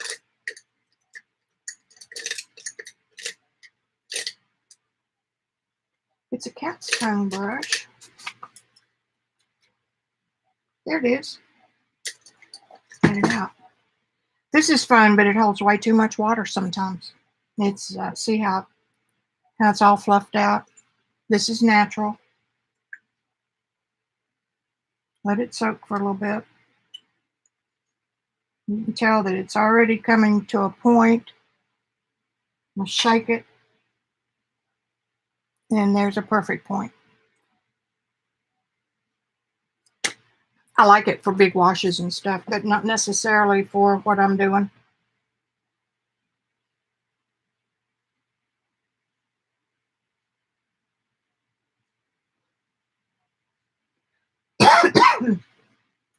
There are lots and lots of substandard watercolor paint kits on the market today. And what I recommend and what I put in my kit is a Daniel Smith starter kit. It has 6 colors in it, 6 pigments, and that's all you need.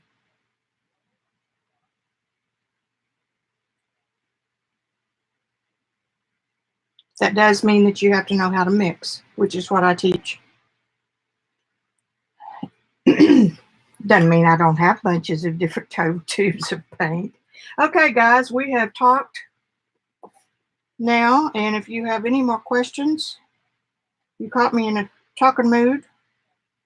I'm in the buying timeout too. If that makes you feel any better.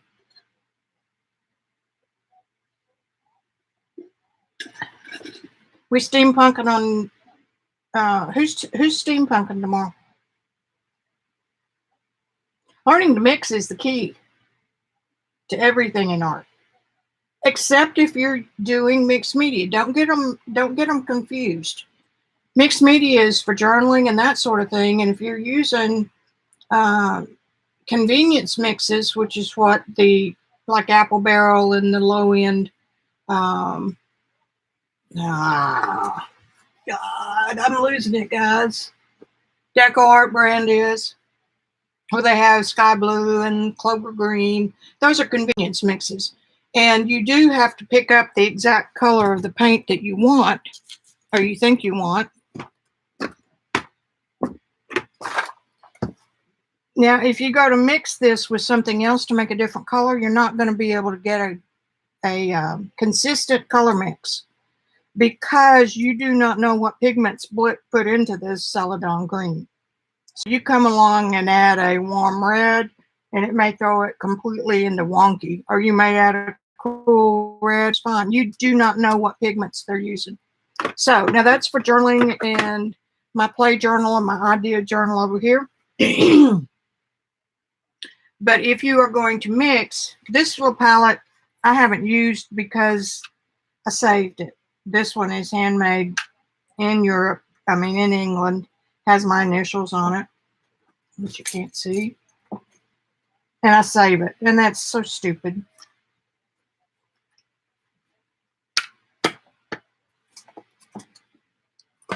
And this is the little water bucket that fits over the end.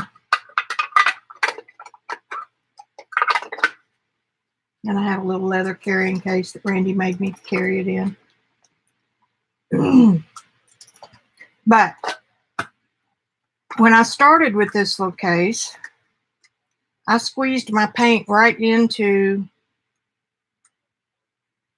the little walls that are made in here to fit a half pan, see?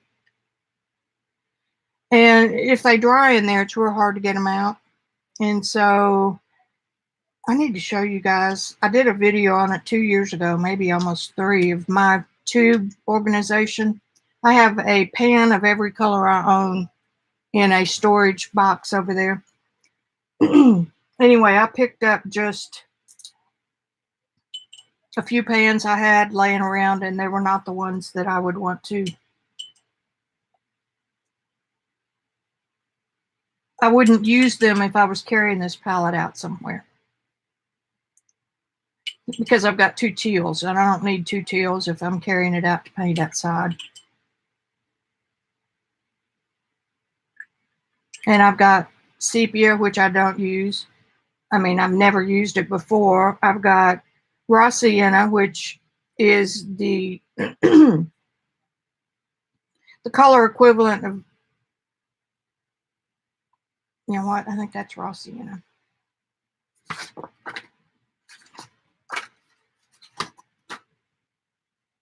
No, that is quinacridone gold, and this is raw sienna. And I don't put yellow ochre on my palette because it's an earth color and it's dirty. I also don't use, I use raw sienna. It's my only earth color. So there's two right there that act the same. Viridian. I've got Carmine that was left in one of these built-in pans. And then I've got Alizarin Crimson, which both of those do the same thing. So I could use some cleaning on my palette. But ordinarily, I carry a warm and a cool of each of the major colors. So warm and cool yellow, warm and cool red, warm and cool blue. And then I may add a few convenience, like one turquoise. I may add a violet, cobalt blue. Well, cerulean blue might be one. So I've got room for a couple of convenience, but my mainstays are these right here, except that one's not red. 2 yellow, 2 red, 2 blue. And I can mix almost anything I want with those. All right.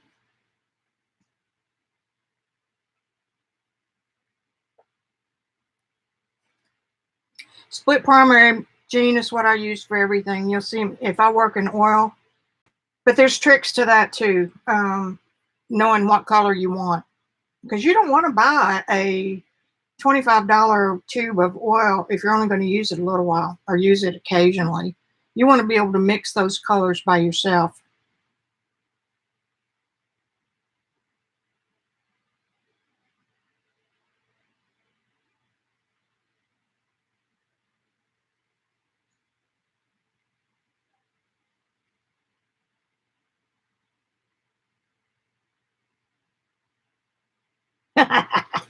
That's a good question, Gail. I used to. It goes here in Arkansas, it goes from 40 degrees to 100 in about 3 weeks. And this fat lady don't like to sweat. And the best time to go plein air paint is early in the morning before 10 or after 4 when the sun is setting. You can't do much of anything when the sun is overhead, which is my prime time for doing anything. So yeah, I used to do a lot of plein air, especially when we traveled to Europe. It was all plein air. So I've got all the gear and all stuff, but it hurts too much to get up and be outside by 8. And there's bugs. And back when we started, back our first trip to Europe with Charles Reed, Randy and I had a pack that carried about 40 pounds each. And I don't think I want to do that anymore. Well, you have to have a tripod stool, you have to have an umbrella, you have to have, let's see what else, bug spray and all that stuff. You have to have a container for water if it's watercolor. All this stuff has to fit into a pack. You need some sort of a box, or you've got to be prepared to hold your watercolor paper on your lap and use a small palette like this. It's a bunch. Yeah, Jean, you wouldn't like it. You wouldn't like it. And that's another reason why a limited palette comes in handy when you're painting. Even if you go to somebody's house and have a painting day, it helps to have a limited palette and know what to do with it. Otherwise, you're carrying 40 tubes. Or in mixed media, you're carrying 40 bottles. Well, actually, Jean, not to make light of your visual issues, but you're better off outside if that's all you can see. In fact, one of the tricks to painting outside is if you wear glasses, take them off. That will deliberately make everything blurry, or close one eye and squint the other, because you don't paint detail work when you're outside.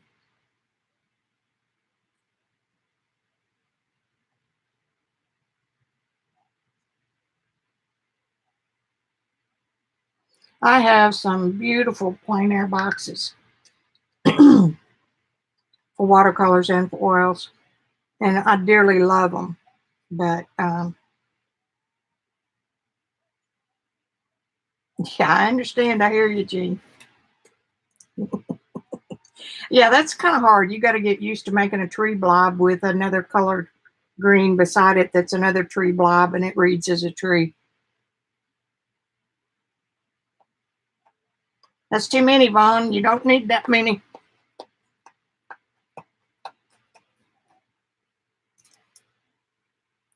Then you get into worrying about color harmony. Okie doke. Anything else?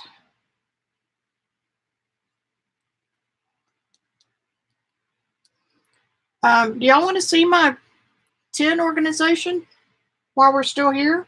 Or do you want to go?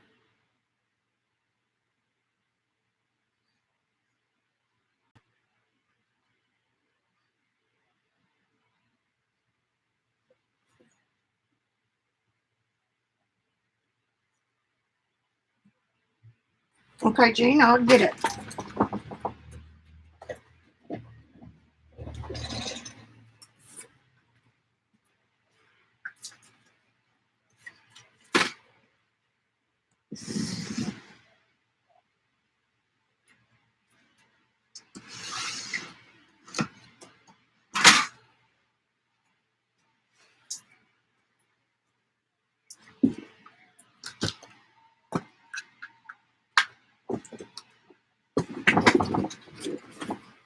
These are little cigarillo things from cigar stores, cigarette stores, and they sell these little bitty cigarettes in these tins.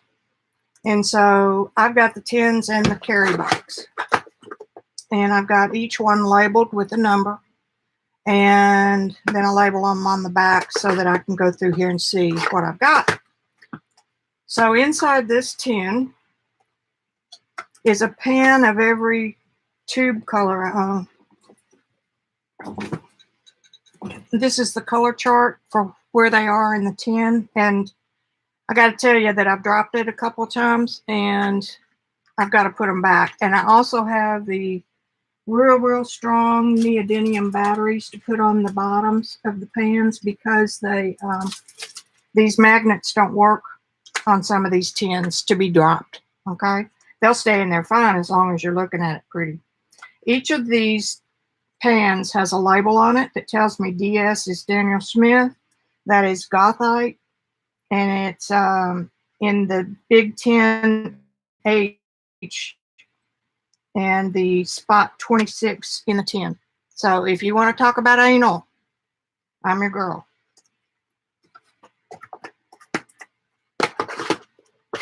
I do not recommend M. Graham for this because they never dry. Here's my green.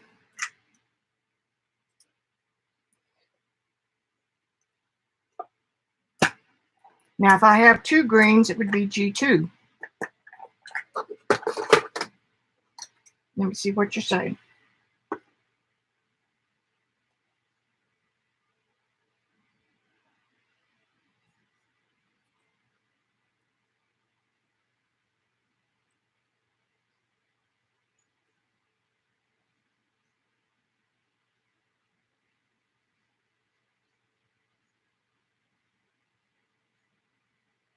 No, they don't dry all the way, Gail. I can show you some in here that, well, I think it was my reds. I mean, it made a teetotal mess as they were trying to dry. See this? So I need to go back in and redo them. But now this is what I do if I want to paint a palette or paint a picture or a painting or a commission or something like that. I'll go through here and I'll pick out my warm red and my cool red. I've got my cool reds in a different bucket. So I'll pick out one from each. And then I'll go do that for the yellows and I'll do it for the blues. Now my warm red on my basic palette that I use more often than not has cad red, and it has alizarin crimson or carmine. That's my cool. But if I want to play with my tubes that I own, I might pick a cool red over here that is Quin Rose. So I can go to where it sits. And that one's wild fuchsia. I'm telling you, these have been dropped. Queen Rose. Now that's an M Graham, and it is still sticky. It's been in here 2.5 years. So if you re-wet that and then put it back in a tin to carry it and go home, you're going to spill it. And I've got Winsor Newton tins in here that are labeled. The artist quality ones are. So anyway, that's what I'll do. And then if I want a turquoise or I want a pop of some other color, then I'll pick one of those. Now, I take those out. I'll take it out of here. And it's labeled, so I know which tin it goes in. I know which spot it goes in. I'll take this completely out and get an empty tin. And I'll put the colors that I've pulled for that. I don't know that I have an empty one right now. I'll pull an empty tin. Here's one that's messed up on me. When I get those other things on there, it'll work better. I'll put the colors that I've chosen for that painting in a tin by themselves. That way I don't get I don't get too carried away with the kind of mixtures I'm making. I can control them. So that's why I do not carry a bunch of colors all at once. It's too tempting to use them all. When this is done, when one is full, let's see if I've got one over here.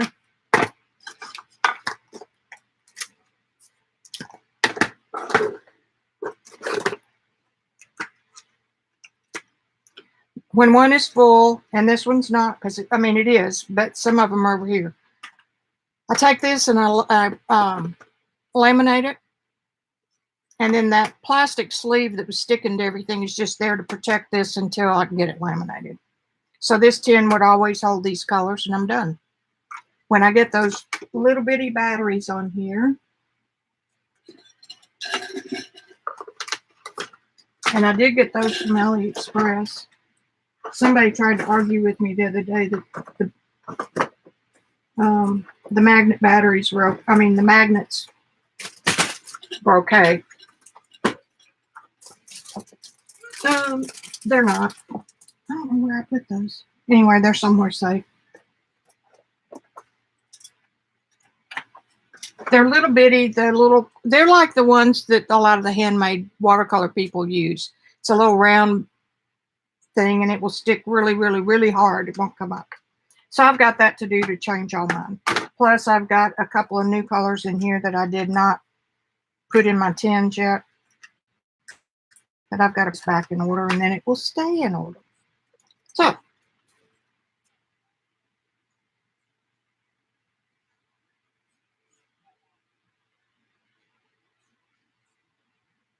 go with Daniel Smith, Gail. Take my advice on that and buy their beginner pack with the 6 small tubes in it, and it'll give you a lot of mileage. And Jean, you're right. Jean, use a smaller brush or something like that for the pan. As a beginner, I would recommend squeezing out fresh. Get yourself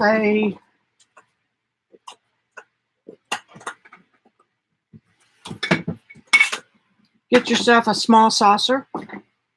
This is gouache, so I can re-wet this. I don't like gouache re-wet, but watercolor, if you just put out a little dab of your 6 colors that you've got, and then when you work with them fresh, you'll get some drippage down in here that makes some beautiful mixes that aren't mud. They are neutral. So anyway, watercolor, I do that and just squeeze out a little bit and use it every time you paint. When it dries out, add a little more. But you'll get better results with fresh paint.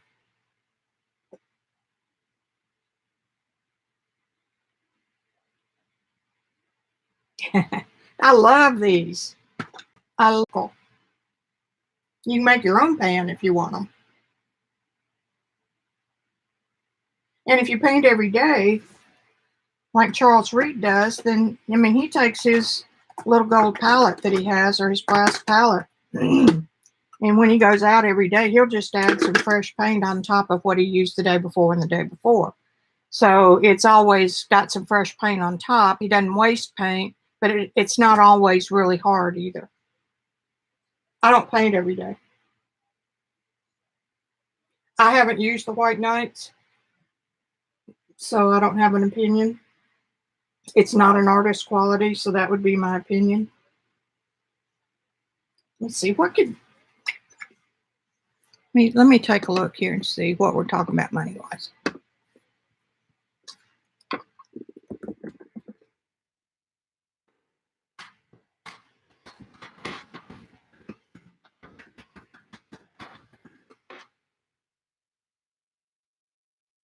The Daniel Smith Extra Fine Watercolor Essential Set, 5 millimeters, is $35 on Dick Blick. So there's your cost comparison if you were to do artist quality and tubes. And those tubes will last you a long time. I don't know if M. Graham has a small starter kit.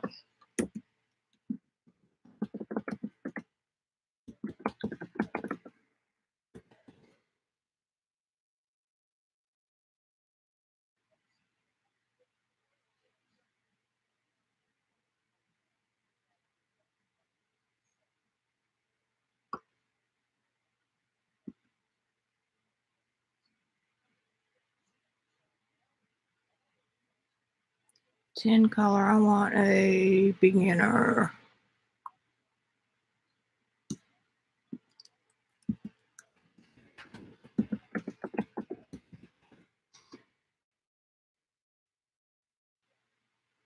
M. Graham has that squash. Never mind. Never mind. I haven't painted with Lucas. That's by Jerry's Artorama.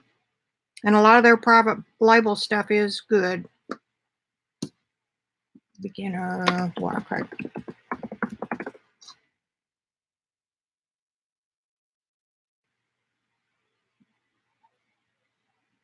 I'm not seeing one pop up. That doesn't mean they don't have one.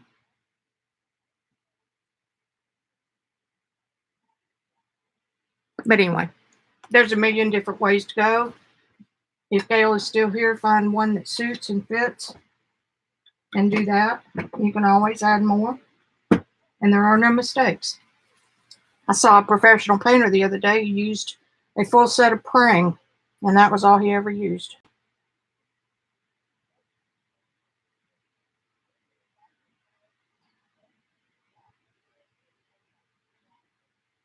Here's the party line on student and artist. There are more fillers in any student brand, which means they don't go as far. Your artist quality ones are more concentrated for, like, say, a 5 millimeter tube. The artist quality is going to last you 2 or 3 times longer because the paint goes further. The other thing with student quality besides fillers is they use sometimes a less expensive pigment, or instead of using a real pigment, they'll use hue, which is a student quality pigment. You won't get the same results as you do with artist quality because they're more concentrated in the tube. The cost per painting goes down. Okay, that's the party line. Core is made by Golden, and it has a proprietary binder in it, so it will behave differently than some of the other brands of watercolor. You can mix them, but it's just, I've got them and I haven't really used them enough to say that that's the only set you need. Winsor Newton you can't go wrong with on artist quality, but again, if you're only going to buy 6 tubes, you can justify artist quality. Exactly, Jean. They're great for that. White Nights is great for journaling. I use Cotman. I've got that. I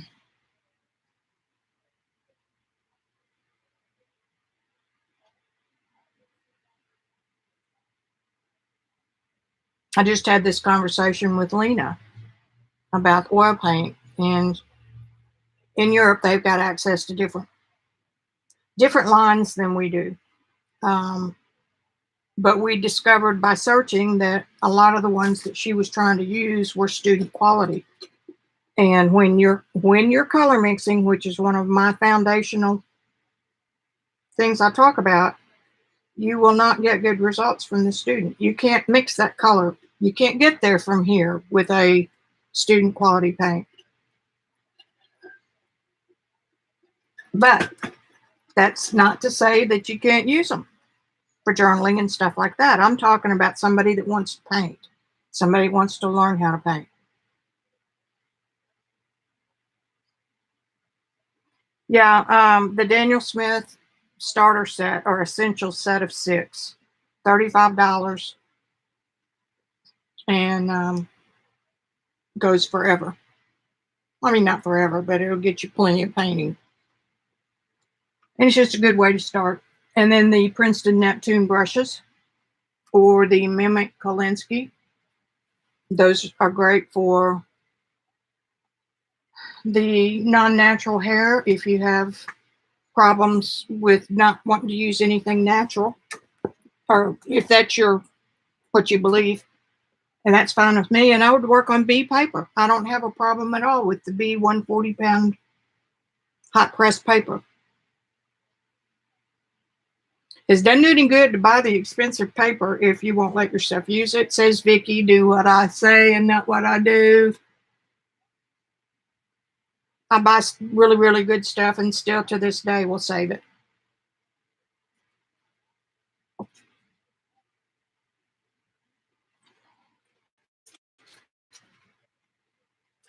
Oh, Shinhan's what you like. I'm sorry, I forgot. I don't have those either. I think I've got just about everything else.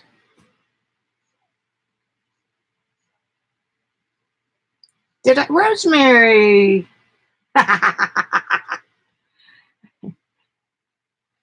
I'm so sorry I missed coming last week.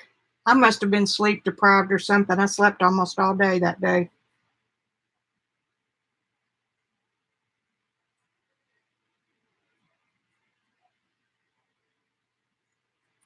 Well, aren't they just about as expensive when you compare apples to apples, Jean?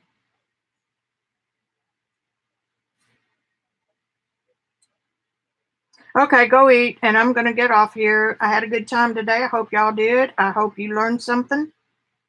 Um, Anytime you have any questions at all, you feel free to private message me, and I'll give you my opinion, and I'll give you the opinions that I know people like Jean has, because they're all valid. Okay, bye, Jean. Go eat. Take care of your knees. Everybody else, glad you came in. So, over and out. I love you guys, and I will see you on Thursday. Okay? Okay. Bye bye. It's so hard to say goodbye.